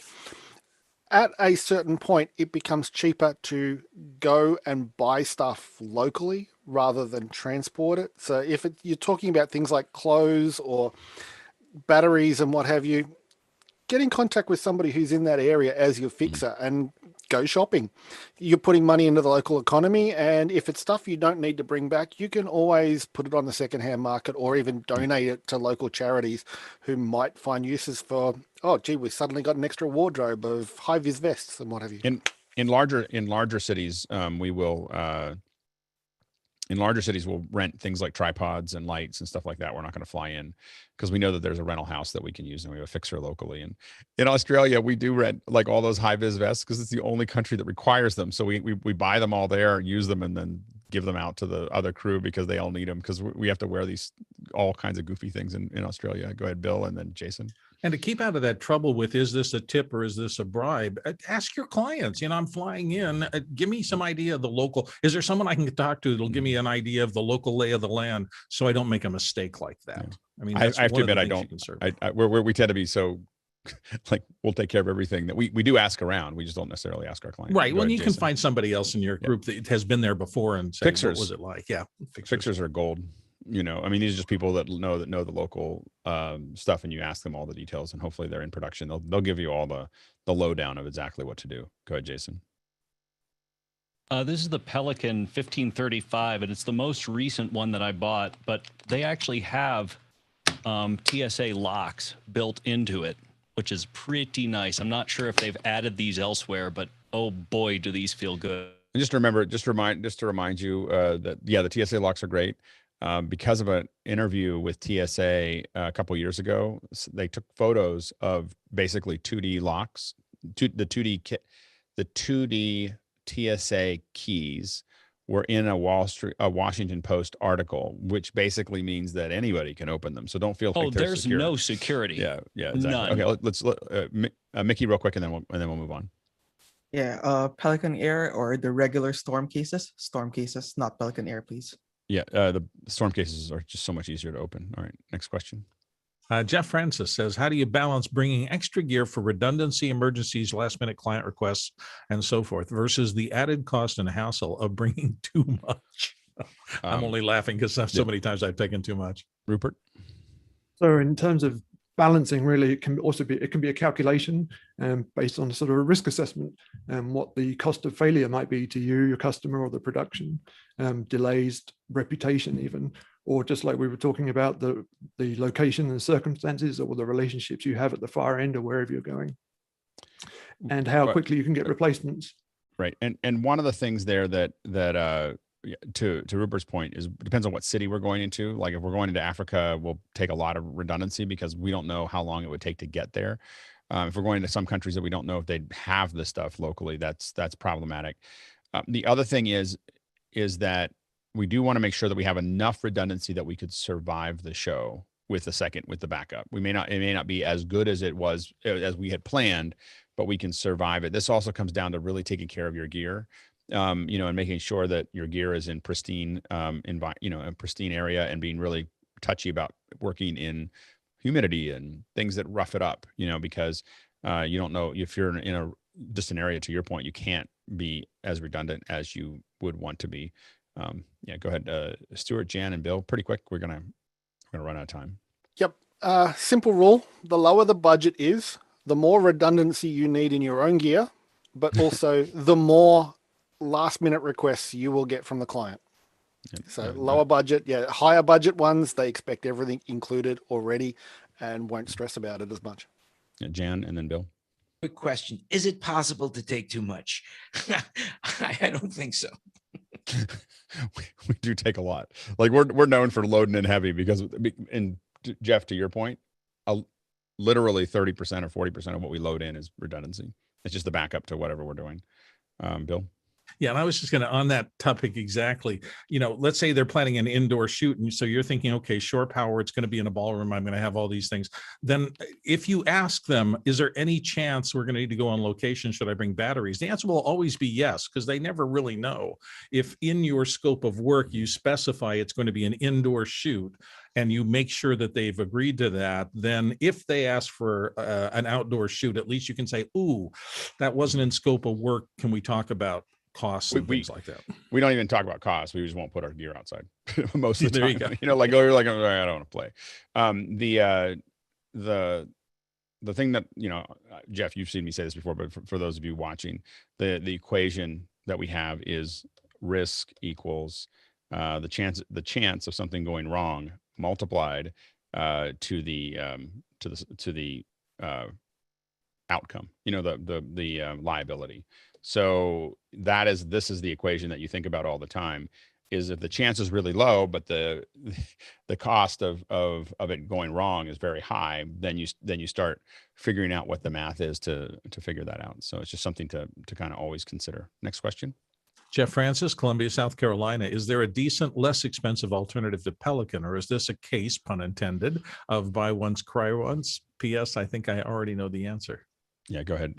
Real quickly, Stuart, Jason, Jan, and Mickey, but like 10 seconds each. I'm hitting enter on some local links.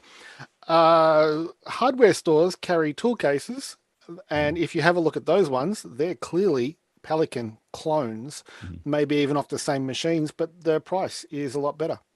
Go ahead, Jason.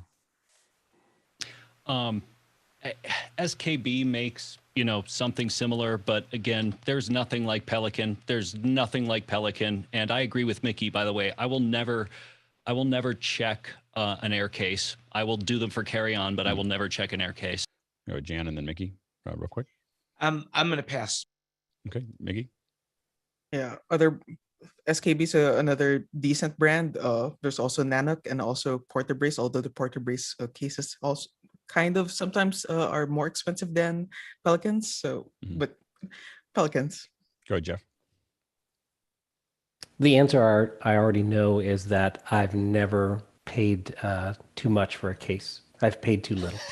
So once I've bought a good case, I've always been very happy. Never regretted that decision. Yeah, no, absolutely. Go ahead, Courtney. Yeah, there's a whole bunch of polyethylene, case manufacturers, but the thing about the Pelicans is their lifetime warranty, and I've had cases that are 10 years old that the latch will break off, or the handle that you lift up and carry around. They'll send me a whole new handle, no questions asked. And the thing that I'll keep on coming back to, and we'll move on to the next question, is that if you're a freelancer, if a company that you're working for a client, how you present yourself at every step of the process tells the client whether you're buttoned up or not. When you come in with an organized set of cases, when they're all Pelicans, when they're all road cases, when they open up, when you have things in order, when you have your paperwork in order, all those things tell a client whether when something goes wrong, who's going under the bus is the folks that came in with like milk crates full of gear and wires and things and the personal suitcases and all that stuff full of stuff is setting you in front of the bus when things go wrong, because the whole crew notices. Next question.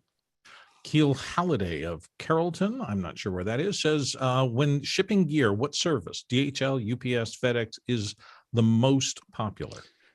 As Mickey would say, it depends. It depends. It depends on what part of the country or what part of the world that you're going to. Go ahead, relatively quickly, Rupert. Exactly. Yeah. There are some parts where DHL is prevalent in the destination, so you have to pick on the best supply chain. Yeah, and that's again where a fixer can often help you figure that out. Jan? I always recommend, if you're going to do FedEx, if you're going to ship, FedEx is always good. And the reason FedEx is good is because if something goes wrong, they give you one contact person, and that's who you deal with. All the rest, you got to keep calling in and explain what's going on.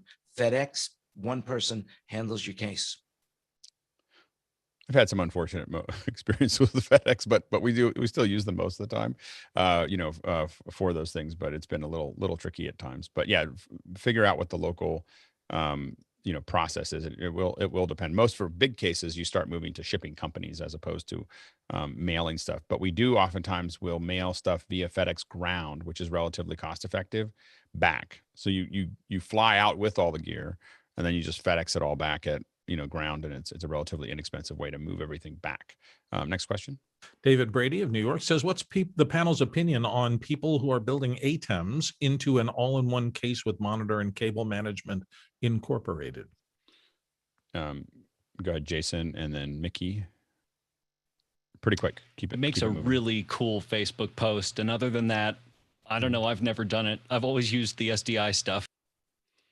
Go ahead, Mickey. Yeah, I think as long as you keep proper airflow in mind, you should be relatively okay when doing that. Yeah, and you're talking about the ATEM. I guess David's not here, so it depends on whether you're talking also about which ATEMs that you're talking about there, the mini versus the larger ones. Go ahead, Courtney. Yeah, and remember, since you got to get signals in and out, you're going to lose your waterproof quality of any case that you build it into, and either that or you have to take into account, like Mickey said, airflow is important. And if you're using an actual rack mounted one, there's a huge advantage to it, is that you're not putting stuff together. So putting them all into cases with monitoring and everything else is, what we want to do is have a core unit that holds everything that we need, and everything's interwired into that road case, so that you're only wiring to the external world when you get to the location. You're not wiring up all your gear. So definitely having a case that's pre-wired, whether we've had small ones. SKB makes these little frames that pull out. It's like you can check it, but it pulls out as a frame, and we've learned to latch them together. We build little, we wrap them and pull them together so you can stack them all up. But having those racks with only a few known things, like audio being one of them and video being another, and you tie them all together, works out pretty well. Next question. Chris Fenwick here on the panel, Sacramento. Can you give us the lowdown on Media Pass? You make it up. Like literally. So the I think it's $50 a bag for United, and I believe it's $50 or $75 a bag for Southwest. Those are the only two that really have great programs. Everybody else stinks. Like there's like paperwork and there's more expense and there's caveats. And I will say that they win, like United win. When Pixelcore was running at full tilt, we spent, sure, we got a good deal on the gear, but no one was allowed to travel any other way than United because we were constantly building miles so that people would be at gold status so that they would get a couple of those bags for free. That behavior that United created by making it work, we were spending, $350,000 a year with United. Like it wasn't like we were, it was like not $10. And so there was an enormous amount of money going back to United because of just that one. And literally that was the deciding factor, is that it's an internationally, recognized airline. And we generally tried to avoid any other airlines. Like we didn't even want to go into Star Alliance partners because we just didn't know whether we'd get the same deal. So we were, viciously United whenever we could be because of that. And so it's a great program for them, Bill, and then Jason, and then Mickey.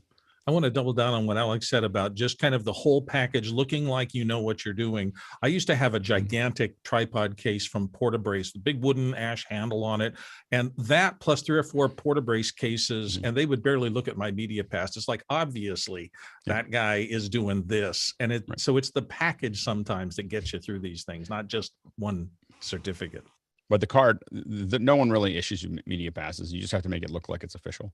I mean, like that. Well, they'll recognize lots of those different things, and it also helps when you walk up. This is no longer the new United one, but in the old United thing, they would have trouble finding it in some airports because they don't do a lot of press or they don't do a lot of media. And you go, yeah, I'm pretty sure you have to hit star G25 star pound, and you'll get. And they would do. I didn't say the exact one, but they would do the thing.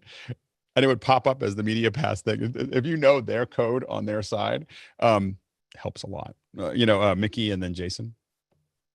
Yeah, just bear in mind as well that if you have to connect to flights on other airlines, like if you're going really regional, it gets kind of messy from there. So you have to prepare for that ahead of time. Brussels and Lufthansa in the Star Alliance always kicked our butt. Jason.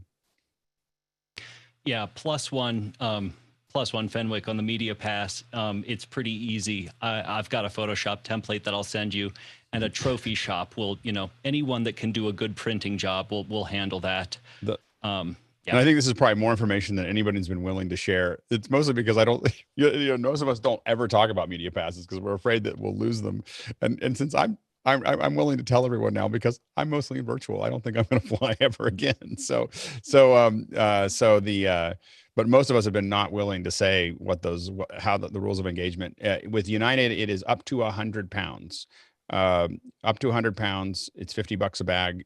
Domestic, $70 a bag. International, you can take up to 25 bags inside of that rule. And if you are a Star Alliance already, like gold or whatever, if you keep them under 70 pounds, you actually get those ones, still get those for free, and then get the other ones that are all, you get the ones that you have access to. So you can put 5 people on a ticket.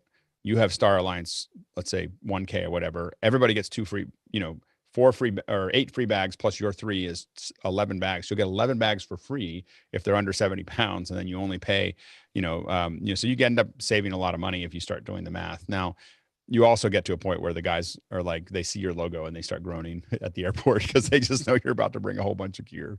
Go ahead, Chris.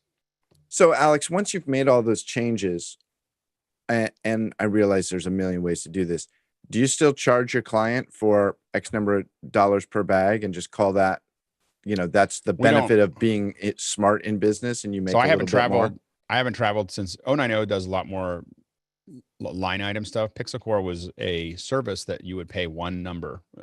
It was our problem how much it cost to do it. So and we usually calculated what the costs of what we know we're going to be able to do with media, with our media passes. That was part of our calculation into the thing. But it was we tried to keep clients out of the individual numbers because we're constantly trying to find ways to get for us, it was how do we get the most out of it? How do we create the best event possible and not lose money on it? Like that was kind of our approach to the process. But where all that money ended up just depended on, we would save a bunch of money on hotels or save a bunch of money there, and then we'd pay more money on lenses, or we'd pay, like we'd spend it. What we wanted to do was constantly focus money on the quality, what was in front of, what was on the glass, like what was ending up Put on it the on the glass. screen, Yeah, right? get as much money on the screen and as little everywhere else that you can, but while still trying to keep the crew happy and everybody taken care of. Next question. Charles Klein here in the panel. Has the panel ever attempted to ship large volume RAIDs? So hard drive RAIDs. Chris, how'd that go? From your face, it doesn't look good. No, it's not bad. The last time I traveled with it was probably only, I don't know, 20 or 40 terabytes or something like that. It wasn't gigantic. I actually it was a rack mount case.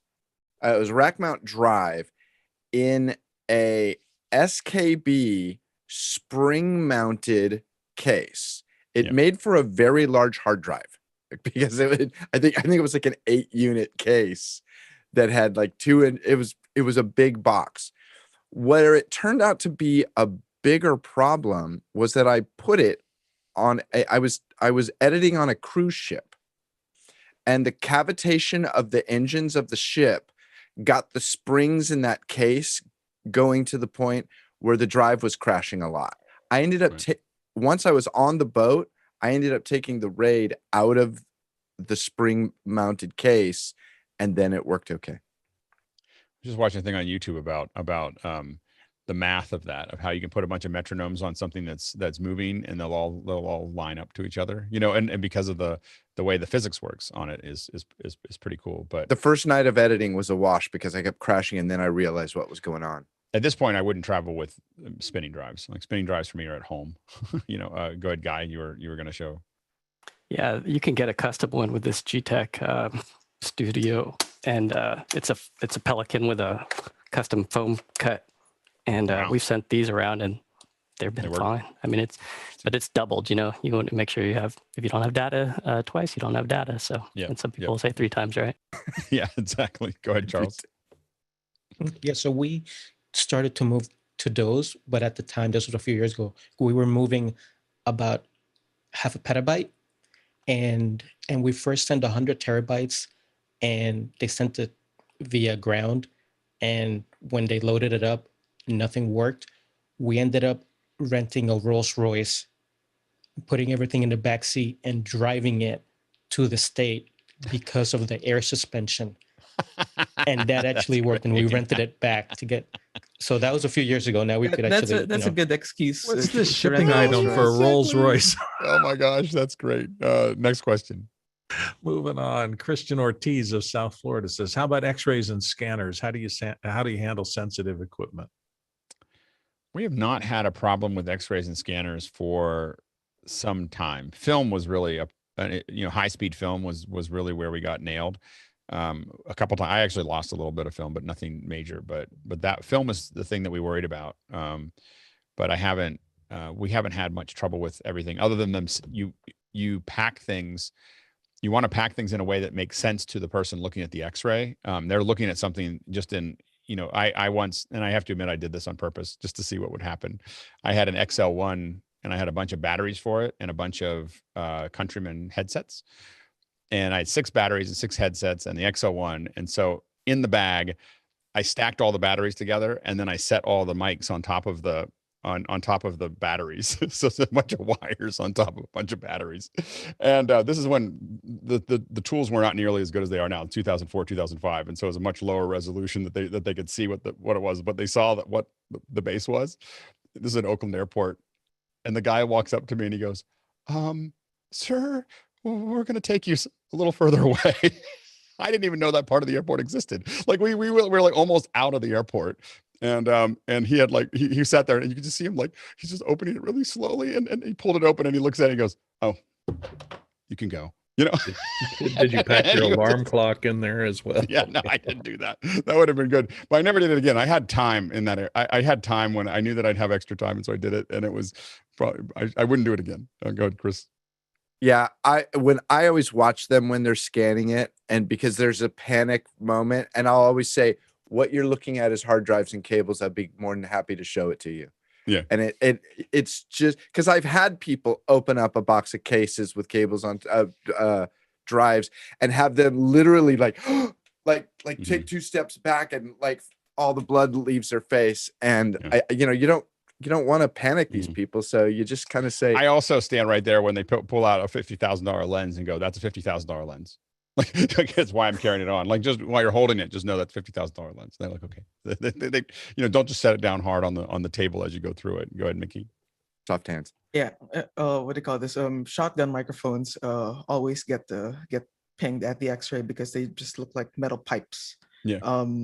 So that I'm just so used to it that like I expect to be stopped. And the case. The case that comes with the Rode NTG3s specifically make it look like a pipe bomb. Yeah, and other things like I think they changed the name of it, but there was for a long time there was the lab. What was it? The lab bullet. What was it? It was called lab bullet. Lab bullet. Yeah, they don't make them anymore. Yeah, because they made it look like a bullet, which I'm sure they thought was cute, but I lost like 3 of them in the airport. I always knew that my bag was going to get pulled out for it, and so I just stopped buying. I was just frustrated. Mickey. Yeah, they changed its shape and make it look like a microphone, and now they call it the mic drop. One more thing, like don't say the word shotgun microphone and boom pole in the airport. It is true. You don't like the other thing we'll just say we didn't touch on this enough is you don't want to have a sense of humor going through security. Like nobody thinks it's funny. Like it's really like don't like We're here I've had to shoot a couple. the president. Yeah, it just people will say things and people think it's funny and it's not. Like and so we kind of tell our crew that we've had a couple crew members like that think that they don't travel very much and then they think that it's funny to make a joke and you're like, don't ever do that again. Yeah. The next question. Roman Kryuk of Kyiv, Ukraine says, did you have any experience sending your equipment as cargo by train? Is there any special preparations for equipment? Go ahead, Rupert. So cargo by train is more like the freight business, which is sort of subtly different to shipping. My experience with freight is that you really want to work with a freight forwarder. You get your stuff to them in a typical manner, and then they take care of it from there. Yeah, absolutely. Bill. My biggest problem has always been it's hard to find where to pick it up at the other end because it's not as sophisticated as airport. Airport, they have an air cargo terminal. You can go in and get things. That doesn't usually. I will say I've edited a good little bit with SSDs on trains and the motion doesn't cause any problems, certainly with SSDs. And I think I was even doing it in the early days with spinning drives. They're pretty smooth, at least the passenger trains. Yeah, the Amtrak is always a little bit of a thing. So you can't take a lot of stuff in. So you have to figure it out with all things that you're shipping. Assume that they could drop it at least 3 feet, and when you pack your stuff, 3 feet is about what you want to think of. And it might drop more, but when you're building for it, know that it could be thrown around. Next question. Jen Landy in Las Vegas finishes up with, how do you track your inventory and create your carnets? So most people we put, serial numbers on everything, and a lot of times we're scanning everything on the way in and keeping track of I don't mean serial numbers, but like tags that have barcodes on them that are like the metal, like will never come off your equipment kind of tags that are on the stuff that goes out. We didn't do that all the time. We've done lots of different versions of that. We do that. That's what we do right now. In the past, we put QR codes on them. We definitely track serial numbers. We tend not to track things I have to admit, for the kind of gear that we did, we tend not to track anything below $300. Like, like we have a list of what it was, but we didn't try to do every serial number because if we did that, we'd be there all afternoon. Jason. There's an app called Bartender that's fantastic for Windows. I would add that. Yeah, I mean, I think that we've played with a lot of things that I think that are trends that I think will eventually come if we start traveling as much again, are things like tracking, like actual Bluetooth LE trackers or GPS trackers. They just weren't, when we were doing so much of it, they weren't mature yet. I think that they're getting more and more mature, especially when you look at the new, well, anyway, so there's stuff coming up that will make that really cool. Go ahead, Jim. Okay, in the audio industry, there's a company called Flex Solutions, and what they basically do is they give you the software, the scanning devices, everything, and all of your gear becomes barcoded. And also it gives you, it's an inventory management program as well. So that when you're going to travel or you're going to send some out, it automatically prints a carnet. And the other thing about this particular company is that they'll custom it to your exact needs. I know there are other companies that do this, but most of the guys in my industry now are using this company called Flex Solutions, and I'll throw it in the chat. Yeah, very good. Rupert and then Stuart. Yeah, so for the serialized labels, you can get the metal ones, but you can also get the very economical packages off Amazon, pre-serialized. They promise to never send you the same number more than once. And then when it comes to scanners, again, you can use the economical ones, USB or wireless. Trying to scan barcodes at high volume on a phone is kind of tiresome, but you can get a solution like this done off Amazon quite economically. Yeah, absolutely. Stuart? Two solutions that people might want to be aware of is RFID tags for everything. So wherever it moves, you can track it. But there's also a technology that's used heavily in the car industry, and in the US, you might find links to it through General Motors, where you can actually have spray-on microdots that illuminate in UV light. Now, all our local cars, when we had a car industry in Australia, was sprayed with these things on every part. And all the police ever have to do when they were tracking a stolen vehicle is just wave the UV wand over it, read off the codes, and they'd know exactly what vehicle it came off of when it went down the production line. You can do the same on a similar basis for which gear goes in which case and whatever. There's been cases of lenses that have gone missing around the world, and a little microdot like that helps to recover an expensive lens. Thanks. Well, there you go. I wasn't sure. Like sometimes I put up subjects and I go, I don't know if people are going to really get into this or not, but we all had a lot of opinions.